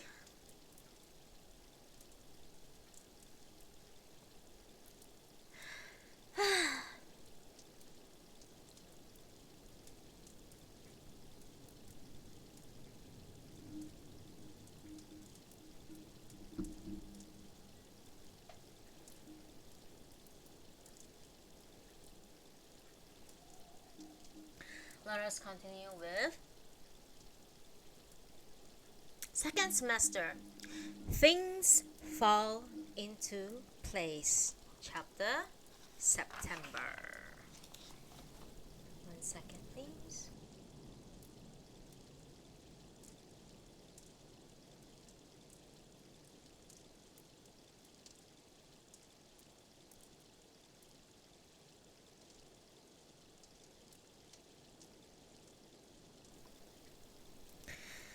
September. Summer break was over and schools were reopening across the country. Not that the incident with Ureshino was behind it, but since then, Aki has again stopped coming to the castle. And the day she did turn up, her hair was dark red. Subaru had gone for a more dark blonde look, but Aki had chosen red. "I did it!" Aki laughed when she noticed Kokoro staring. "Do you want to try it too, Kokoro? I found a really great hair dye. Shall I show it to you?" "No, I'm good," Kokoro said. As Aki approached, Kokoro picked up the scent of perfume from her, and that made her even more perplexed. It wasn't just the red hair. Aki had given up her trademark ponytail too, and her fingernails were all pink. Aki might not be used to painting her nails, but for Kokoro spotted places where the color had spilled onto the skin. She felt as though she had seen something she shouldn't, and quickly averted her eyes. If I did that, Kokoro thought, if I dyed my hair like that, my mother would faint. She would blow her top and force me to dye my hair back. Were Subaru's and Aki parents really fine with this? After this, Ureshino stopped coming to the castle. He said he was going to school, and that it would be good for him. Maybe he wasn't at his original school anymore, but had transferred somewhere else. Kokoro regretted not having spoken more often to him. They needed to apologize. Ureshino surely must have felt they were making fun of him. With their teasing and jokes, he must have hated it. Ureshino's mirror in the grand foyer was right next to Kokoro's. His mirror didn't shine, and Kokoro was full of regret all over again. We should have had a real heart-to-heart, she thought. We shouldn't have parted like that after arguing. We should have given him a proper send-off. Now he was going back to school. Ureshino isn't coming, is he? Rion asked her one day as she was standing in front of his mirror. In spite of his awkward confession, Rion was still visiting the castle regularly, and Kokoro found this comforting. Yeah, I mean, no one cares, do they? Whether you go to school or not, you should simply come here and have fun, like me, he murmured, sounding a little sad. By mid-September, Kokoro and others were still feeling the same, until Ureshino reappeared at the castle. Gaze on his face, his arm bandaged, face swollen. He was back at the castle, covered in cuts and bruises. The battle-scarred Ureshino turned up one day without a word in the game room. He didn't seem to have broken anything, and he wasn't dragging a leg or carrying his arm in a sling. All the same, he cut a pitiful figure. He had slunk silently into the room. That day, everyone was present. A video game was on, though no one was playing it, and the background music carried on cheerfully. I'll be back at school after the break. Ureshino's word came back to Kokoro. The second semester had only begun 2 weeks earlier. All eyes were fixed on Ureshino. No one uttered a word. Ureshino himself seems to be at loss for what to say. He avoided their gaze, and was about to drop down into an empty sofa. Kokoro had no clue if they should ask him what had happened. Just then, someone spoke up. Ureshino! It was Masamune. He walked over to Ureshino, gave him a light push on the shoulder. The gesture looked awkward, but it was clear he was doing his best to seem casual. Do you want to play? He asked. Ureshino bit his lip as if holding back something. There was a momentary hush in the room as they all watched. Yeah, Ureshino said. I would like to. With this, their short exchange was over. There was one thing everyone here understood. Without asking, Kokoro didn't know the details of any of their situations, but she knew full well that whatever they experienced, it must have felt like jumping into a storm or tornado, one that would mangle and maim you. Exactly like the feeling Kokoro had, that if she went back to school, Miori Sanada would murder her. It must have taken a lot of courage for Ureshino to come back, and it upset her to think how much he wanted to be back, even after having jumped into the storm. She knew exactly how he felt. It was clear that even Masamune, foregoing his usual barrage of insults, quietly understood all this as well. When Ureshino replied, "Yeah, I would like to," his eyes shone with a faint luminescence. A single tear, as if unable to bear its own weight, ran down his cheek. He didn't wipe it away. He settled down with them in front of a screen. No one asked him about his wounds that day. 24 hours passed before Ureshino touched the subject of how he had been hurt. He usually came over in the afternoon, but today he arrived in the morning, bento lunch in hand. Rion too was there, though he was also rarely at the castle in the morning, and when asked about it, he answered that he had a temporary holiday. He didn't elaborate, but maybe thought Kokoro he would come early, as he was worried about Ureshino. About around 11 o'clock, Ureshino already had his lunch spread out before him and was chomping away. The inside of his mouth seemed to hurt, and he muttered, "Ouch!" and grimaced, though his appetite seemed as healthy as ever. "How come you've got the bento?" Masamune asked. "I told him I was going to the school, and she made it for me, but I didn't want to go, so I skipped it." Ureshino kept on chewing. Kokoro was taken aback by the mention of school, and Subaru, looking doubtful. "School? Why use the English word?" "He means the free school," Masamune said. Kokoro had become more used to Subaru's dyed brown hair, though he and Masamune were back to playing video games together. Things were still a bit awkward between them. The roots of Subaru's hair were growing out black again. This only added the feeling that things weren't quite right, and Kokoro tended to avert her eyes. "Isn't there one near where you live too, for kids who drop out of the school?" "Yes, there's one near us." Kokoro's heart pounded as the conversation turned to her. Masamune shot them a know-it-all look. It's the type of place parents turn to when their kids stop going to school and they're confused what to do. There's one of those private support groups near the school that I went to, but when I stopped going to junior high, my parents really didn't do anything. They just say, "Masamune probably wouldn't want to go there," and that was it. "I see," Aki said, sounding impressed. "We don't have one near us. I haven't heard of them." Fuka murmured. "I wonder if there's one near our school. I've never been aware of one." "Didn't your parents ever try to get you to go to one?" Masamune asked. "My mother, sort of busy," Fuka said, lowering her eyes for some reason. Kokoro couldn't bring up her own experience. She remembered the school was called Kokoro no Kyoshitsu, Classroom for the Heart, with her own name in the title, so she clamped up. It was just a coincidence that they shared a name, but she knew that if someone pointed it out, she would die of embarrassment. But she was impressed by Masamune, how he called it a free school and used the term private support group. She had never given it any thought. Masamune looked at Ureshino. "So you're missing school. Have you been going there all this time?" "Yeah, but just in the mornings," Ureshino said, gulping down a mouthful of food. He looked up, hesitated a bit, and said, "No one's asked me anything so far, so I'll tell you." He made it sound like a small thing. "Boys in my class did this to me. It wasn't like I was being bullied or anything." There was an audible gasp. He seemed not to notice. "Whenever anyone gets beaten up, people instantly say it's bullying and I don't like it." "Why were you beaten up then?" Rion asked. Ureshino responded without looking up.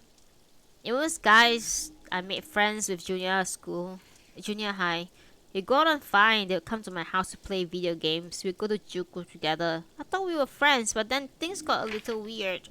He said it so casually, but the hard edge in his voice made it clear that Ureshino was far from calm about it. If it's painful to discuss, Kokoro thought, he doesn't need to talk about it. But Ureshino seemed to want to get it out.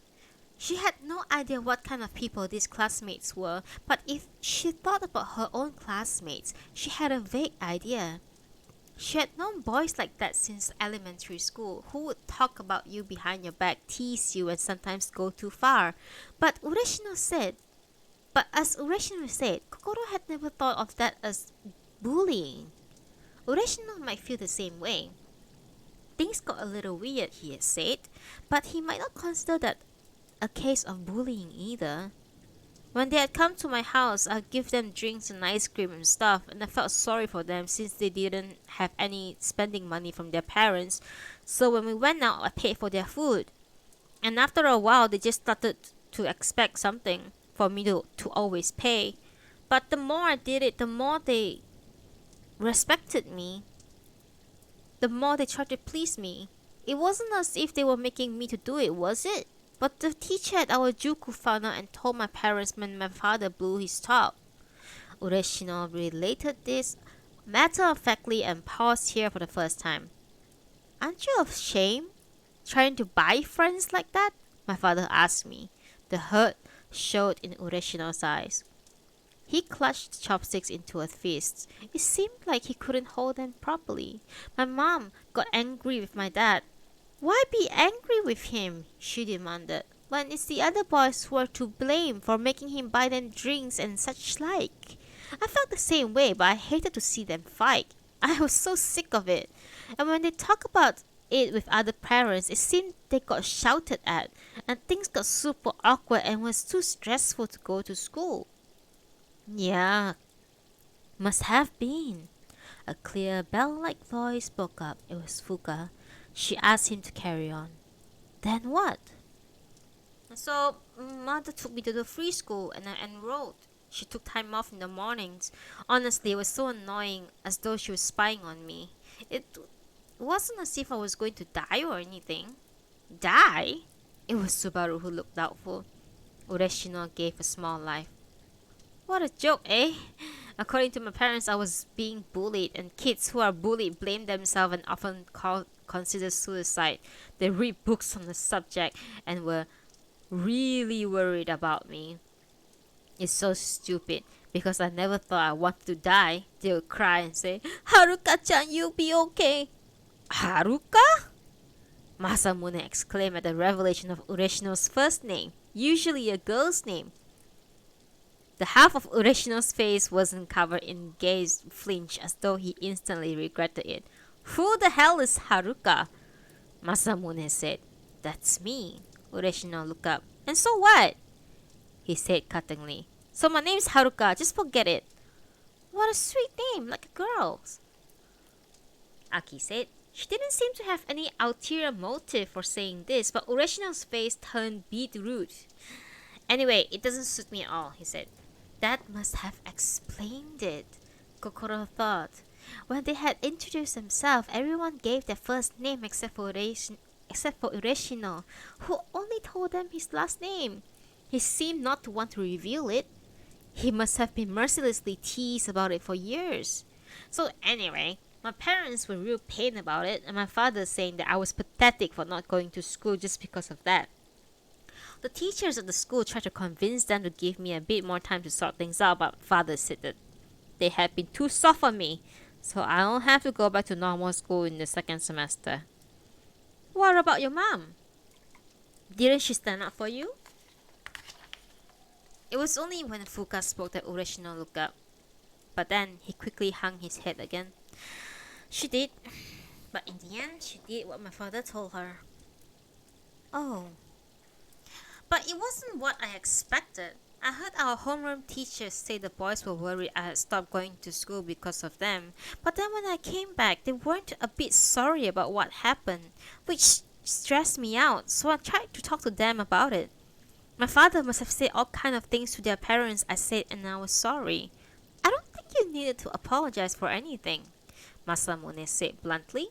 He sounded a little angry himself. Ureshino didn't respond. He might say he and his classmates were still on good terms, but he had to apologize, as though he said they didn't actually do anything to him. He was still expecting them to show some remorse. Ureshino's stories was riddled with contradictions, as if perfectly expressing his own confusion. But he wasn't lying.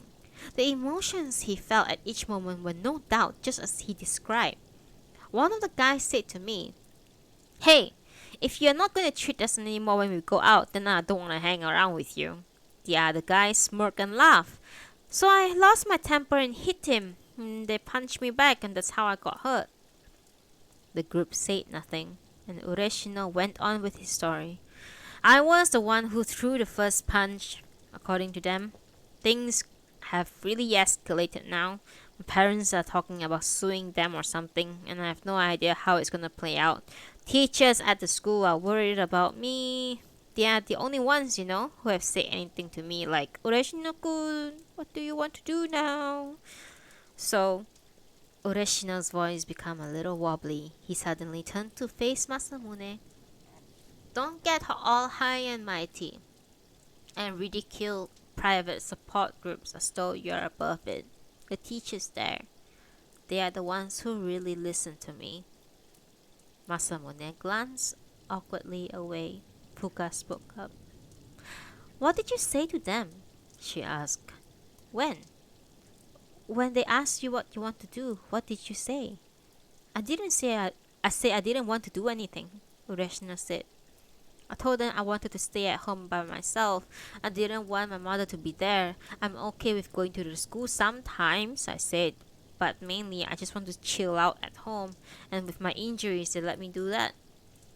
But you did want to come to the castle, said Fuka. Is that wrong? He asked.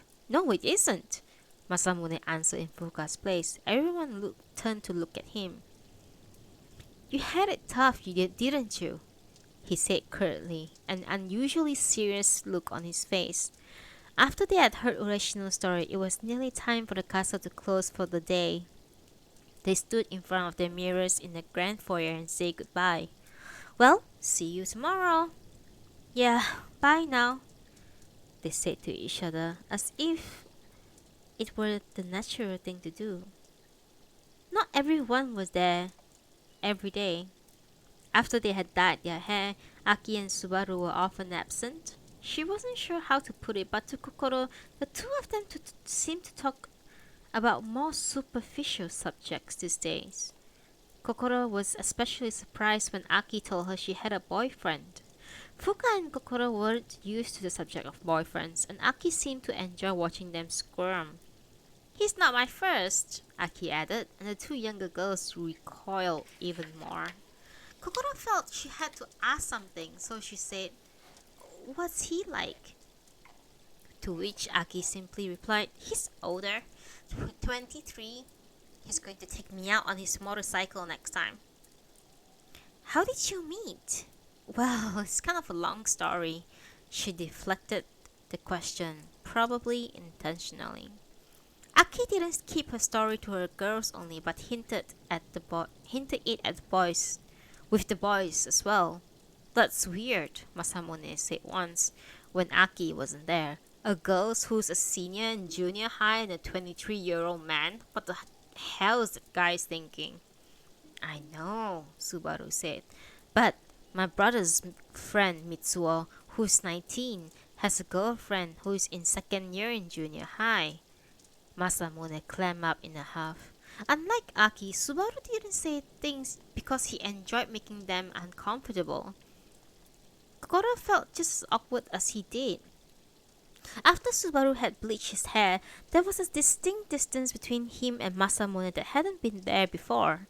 Subaru didn't come over to the castle as often as before, and even when he did, he would just sit by himself on the sofa in the game room and listen to music on his earphones. What are you listening to? Kokoro asked him once. When I'm at home, most of the time I listen to the radio, he said, but I can't get any reception here. That's how Kokoro found out that there was no radio signal at the castle. Come to think of it, except when they used the television for video games, they couldn't watch the TV either. This player was broken once, and I went to Akihabara to see if I could get it fixed, but they told me it would be better to just get it replaced. I didn't know what to do, so I searched the back alleys and found a shop that could fix it for me. The music player his father had given him was clearly a prized possession. I see, Kokoro nodded, and Masamune looked up from his video game and murmured, So you have been to Akihabara? Kokoro was curious. She had no idea where Subaru and Masamune lived, but since Subaru had gone to Akihabara, it must have meant he lived in Tokyo. So he must live close enough to go there alone, or did someone else take him there? Other than Rion talking about Hawaii, this was the first time any place names had come up in their conversations. Kokoro prepared herself for more details about where each of them lived, but Subaru just nodded. Yeah, he said. An unnatural silence descended and their chat died away. It wasn't just Subaru who had begun to mention things outside the castle. Aki did too, and often. Aki dressed differently now. After summer, she often arrived in tiny hot pants in white or dazzling neon. Even Kokoro was a bit uncomfortable at the display of her long, slim legs. Last Saturday, Aki announced, my boyfriend and I almost picked up for hanging around on the street. Christ, I freaked out. The guy caught up with us, and my boyfriend told him, oh, she's 17. She already graduated from junior high. So what do you think? She asked Fuka and Kokoro. Could I pass for 17? Maybe a bit too easily? With her dyed hair and glitzy clothes, Aki did indeed look more grown up, a fact that Kokoro found daunting. Sorry, Aki said. You guys are quite sensible, so you probably find this all boring. No, I wouldn't say that. The word sensible made it sound like she's making fun of them, but neither Kokoro nor Fuka know how to respond. It wasn't that Kokoro felt jealous, but the whole thing left her uneasy. So what sort of relationship did Aki and this man have now? The fact that Aki had a life in the world outside weighed on her. Everyone's circumstances were different. She thought about this before, but after hearing Ureshino's story, it hit home even more clearly, and she started to wonder what Rion, this ordinary boy who was studying in Hawaii, thought about the rest of them. Rion-kun, what do your parents do? Kokoro ventured one day. I was wondering, since they had the idea of sending you to Hawaii, maybe they work in something related to that. Oh. Rion nodded. He took a breath and said, well, my dad works for a large company and my mother doesn't work. I heard she used to work in the same company as my dad, but she gave it up when I was born. Oh. What about your family, Kokoro? Both my dad and mom work. Really? Do you have any brothers or sisters? I'm an only child. I have an older sister. Is she in Hawaii too? For some reason, Rion's face looked a bit troubled. Japan, he replied. She's in Japan. He suddenly became serious. I wanted to ask you, have you dropped out of school too? Her chest ached at the question. Even though she herself had brought up the subject, this was the first time someone had asked her so directly, and of all people it was Rion who was going to school. Yeah, she managed to say. So, did something happen?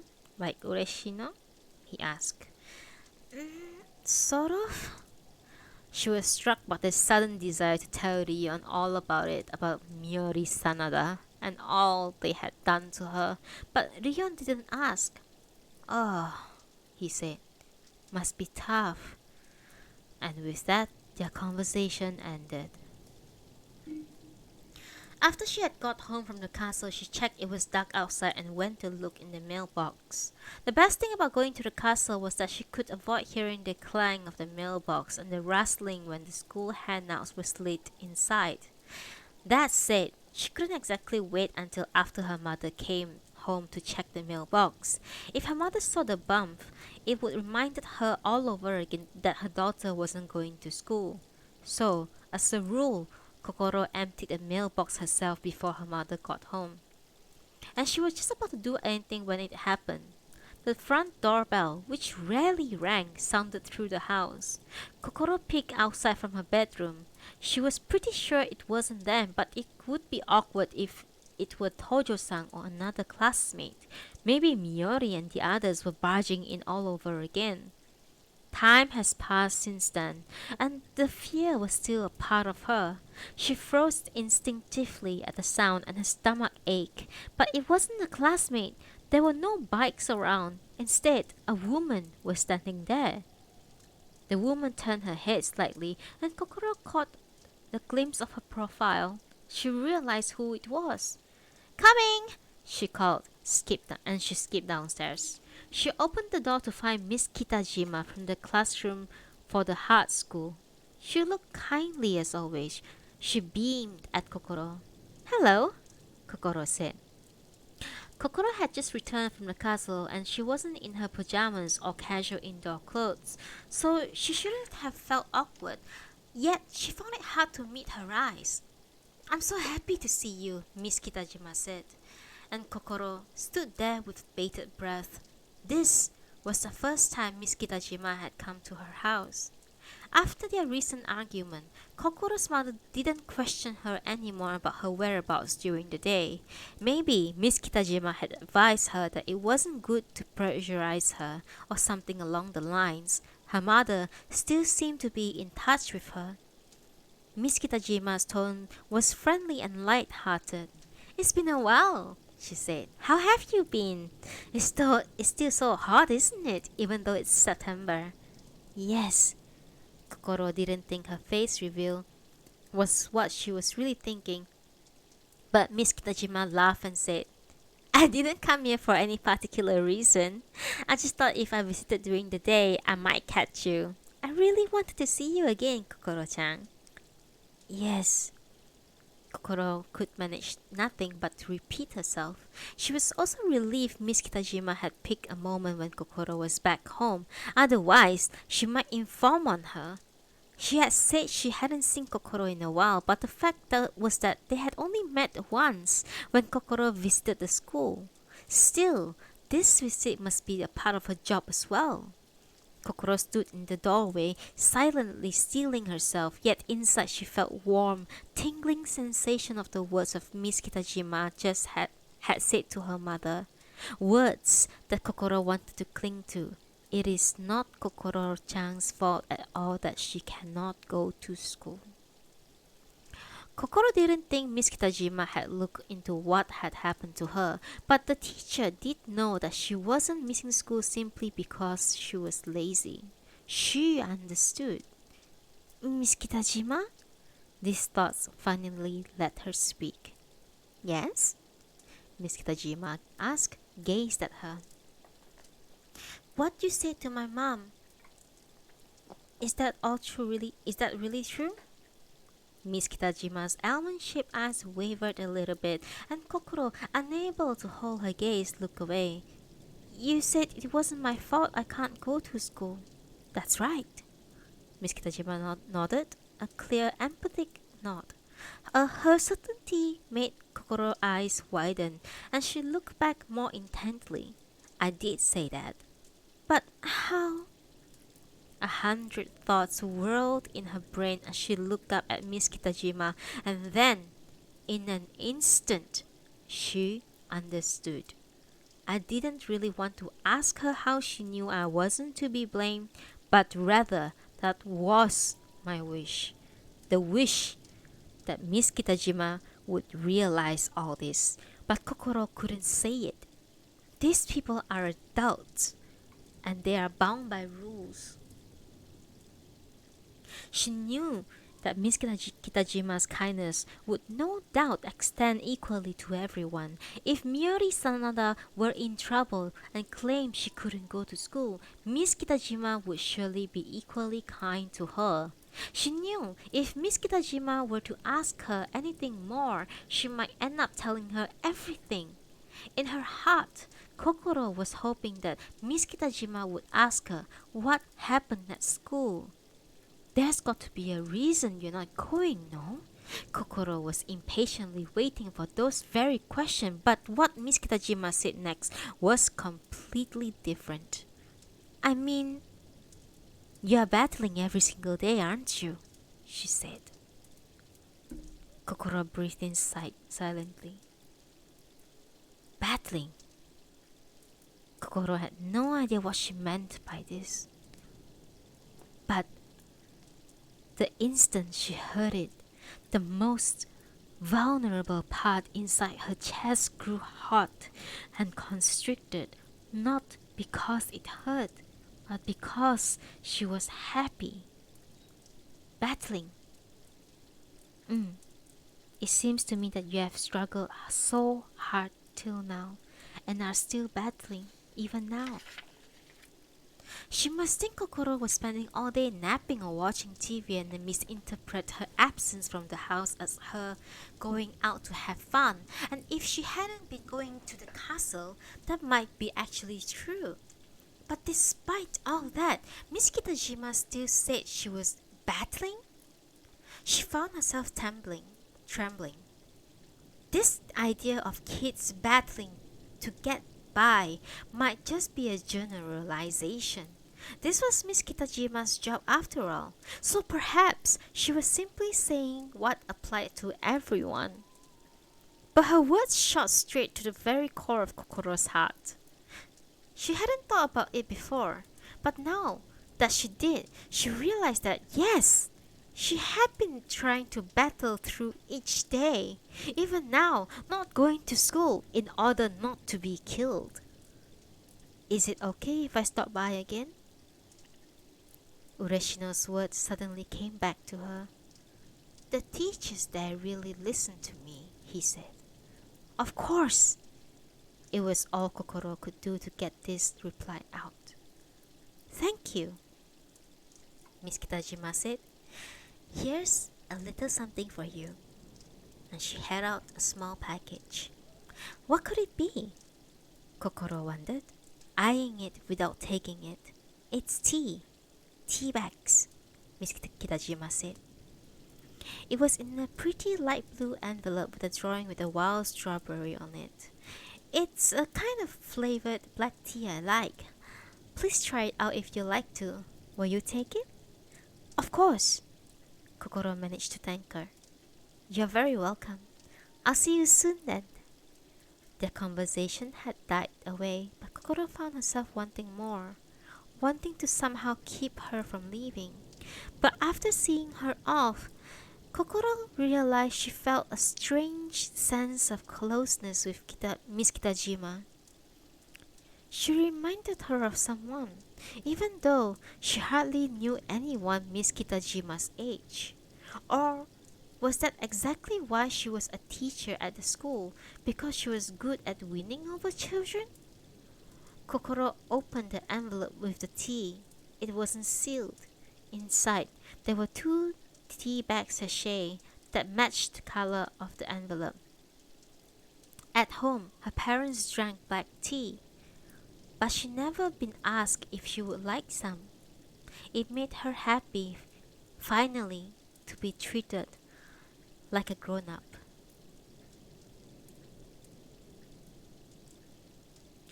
And that is the end of the chapter September.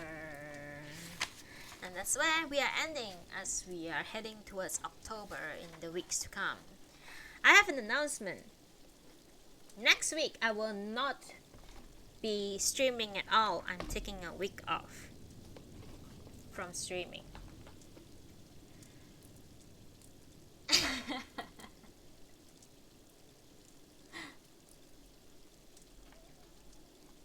So, there will be no noodles next week.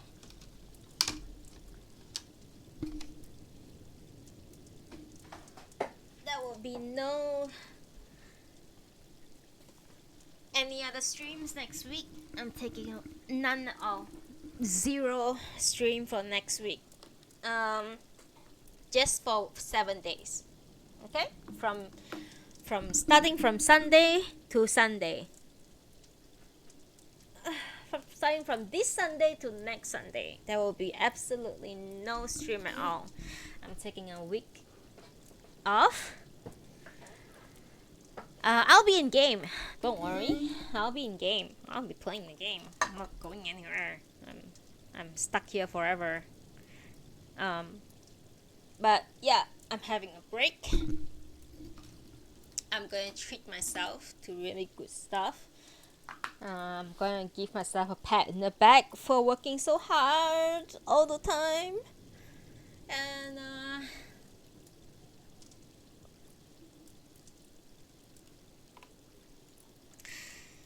then thank you so much for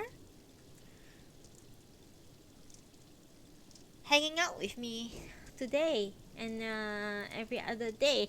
I'll be back on, let me see. Let me look at the calendar.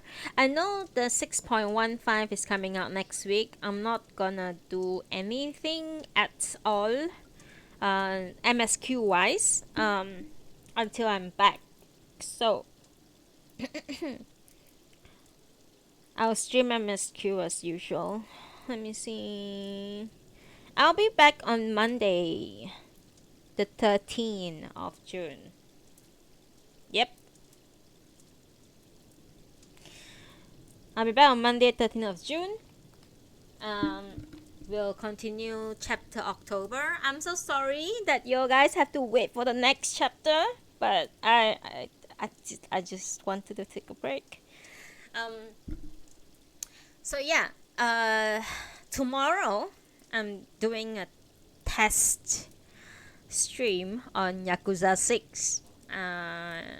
Please tune in if you guys are interested. I should be going live at 2 p.m. after lunch. More or less 2 p.m. I think I could come in early, I could come in later. If you guys are interested in watching me play Yakuza 6, please do drop in. If there's anyone who wants to claim any love quotes or poems, please do now before I end my stream. I've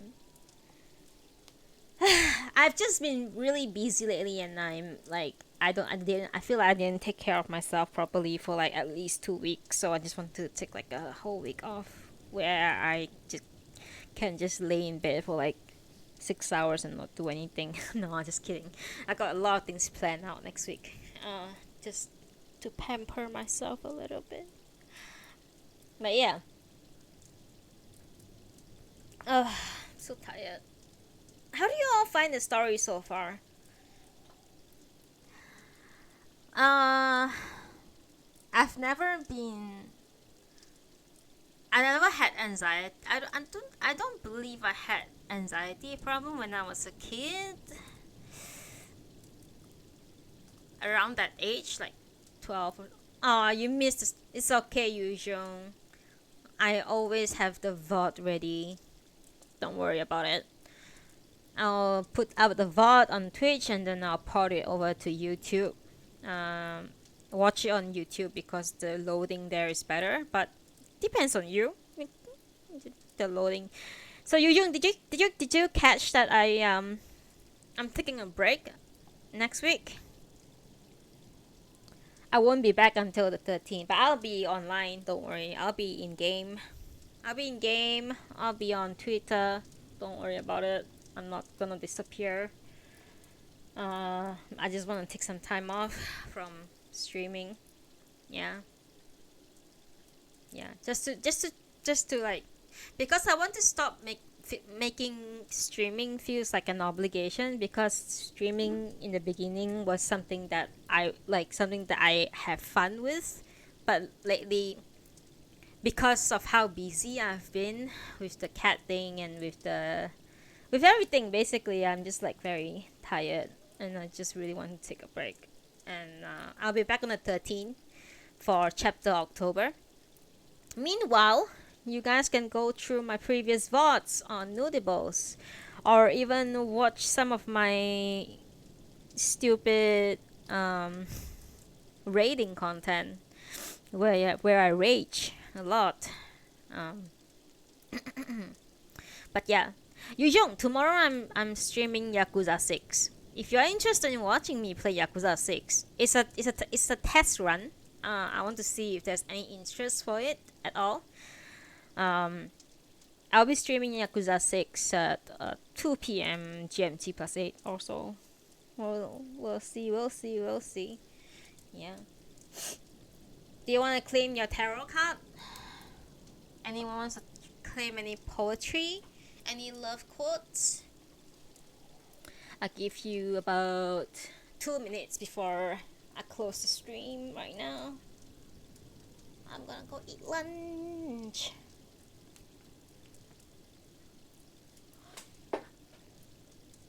Oh, sorry. Oh my god, I just yawned straight into the microphone. Okay, wait, let me get my tarot deck.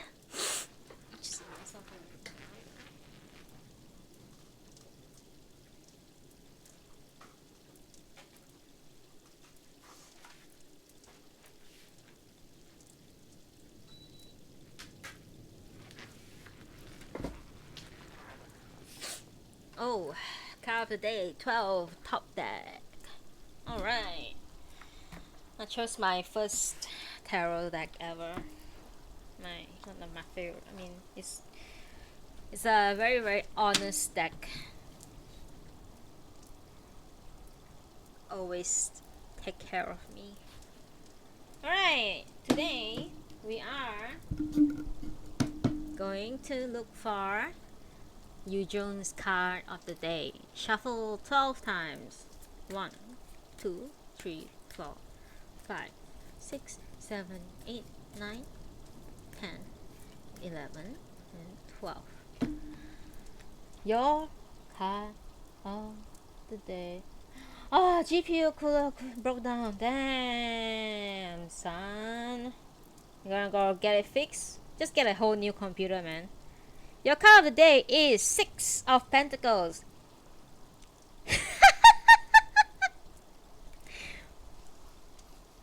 Sorry. 6 of Pentacles.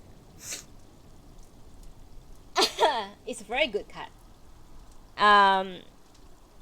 It's a good fortune card. 6 of Pentacles depicts two children, or two, depends on what kind of illustration. It could be two adults, two children, or something like that,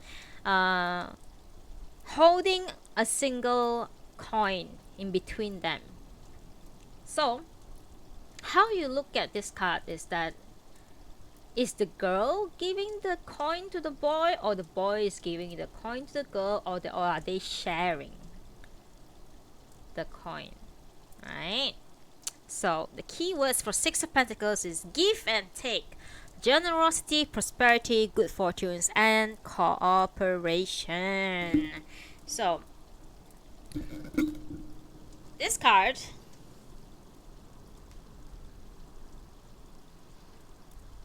says that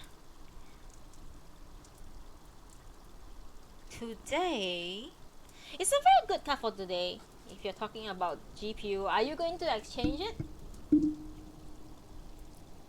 Are you going to change your GPU cooler? Okay, sometimes I read 6 of Pentacles like this, right? It's a generosity card, but it could also in a way means that don't be afraid to ask for help if you need help. So let's say if you're going to replace the cooler and you are lacking about $10, go and ask someone, for a little loan, or I don't know, don't be afraid to ask for help. That's what I'm trying to say.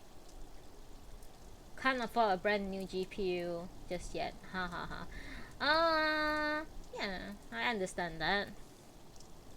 But yeah, don't be afraid to ask for help if you need help. And attached to the 6 of Pentacles on this book is a saying by Lao Tzu from the Tao Te Ching, which says, be content with what you have, rejoice in the way things are. When you realize there is nothing lacking, the whole world belongs to you. So yeah, you can't afford a new GPU, so it's okay. We'll just settle with something that works for you, right? Have a good day getting a new GPU. Oh, I understand that. I don't know, you guys have anxiety problem, but I do personally have serious anxiety issues. Like whenever something breaks, like my mouse break or my keyboard break or something in my PC doesn't work, it gives me like major anxiety. So I'm proud that it doesn't give you any Basically, if I can't log into game, I'll be crying right now. Not even kidding. Anyway, yes. Why is it that every time when I'm trying to end my stream, there are more people? And then when I'm reading the book, everyone just, there's like nobody here.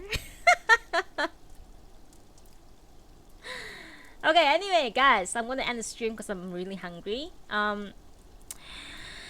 Once again, to those who are new to my stream, I don't know who is in the viewers list right now. I stream a casual reading content on every Monday, Wednesday, and Friday morning at 11 a.m. GMT plus 8. Okay, so and but next week I'm taking a whole week off because of I need rest and something else. Casually lurking as usual, Neuro. Hell yeah, that's how you do it, man. Just casually lurking. um, I'm taking a week off from Sunday to Sunday, so but I will be back on the 13th of June for the chapter October in Lonely Castle in the Mirror. But before I take my leave, I am going to stream Yakuza 6 for the first time tomorrow at 2 p.m. or so, GMT plus 8. So if you guys are interested in watching me, or you guys have nothing to do with your life on a Saturday, which is basically my life every day, no life, come and watch me play Yakuza 6. Backseat me. Tell me what to do and all that. We'll play some Yakuza stuff together and punch someone in the face. Anyway, I'm gonna go now. I'm gonna eat. Tazamina Pink. Pinky, that's me. I have nothing to do with my life either. That's why I'm doing this every single day. Almost every single day, or the fact that I'm in game every single day, you know. Don't worry about it. If it's an attack, it's an attack to everyone in this game right now, and in this chat right now. Okay, don't worry about it. It's not about you. Okay. All right, I gotta go eat. And I shall see you guys tomorrow. Please drop by and hang out with me, please. Yeah, let me change my expression to a sad one. Is this? No, that's not sad. What is that? Oh, please. Please hang out with me tomorrow at 2 p.m. I'm gonna play Yakuza 6. And I wanna play it with friends. Oh yeah! By the way, just for your information, whenever I play Yakuza games, I do awesome voiceovers. Just so you know. My voiceover game for Yakuza is like, mwah, chef kisses. It's like self-praise. It's no praise, but still, I'm praising myself. So if you guys are interested in watching me play Yakuza 6, come and join me tomorrow at 2 p.m. and I'll be here. But for now, have a great Friday. If you see me in game, give me a pat on the head. Have a great Friday. Have a great weekend. Have a great life. I'll see you guys tomorrow. Have a great day. I love you all. Thank you for hanging out with me.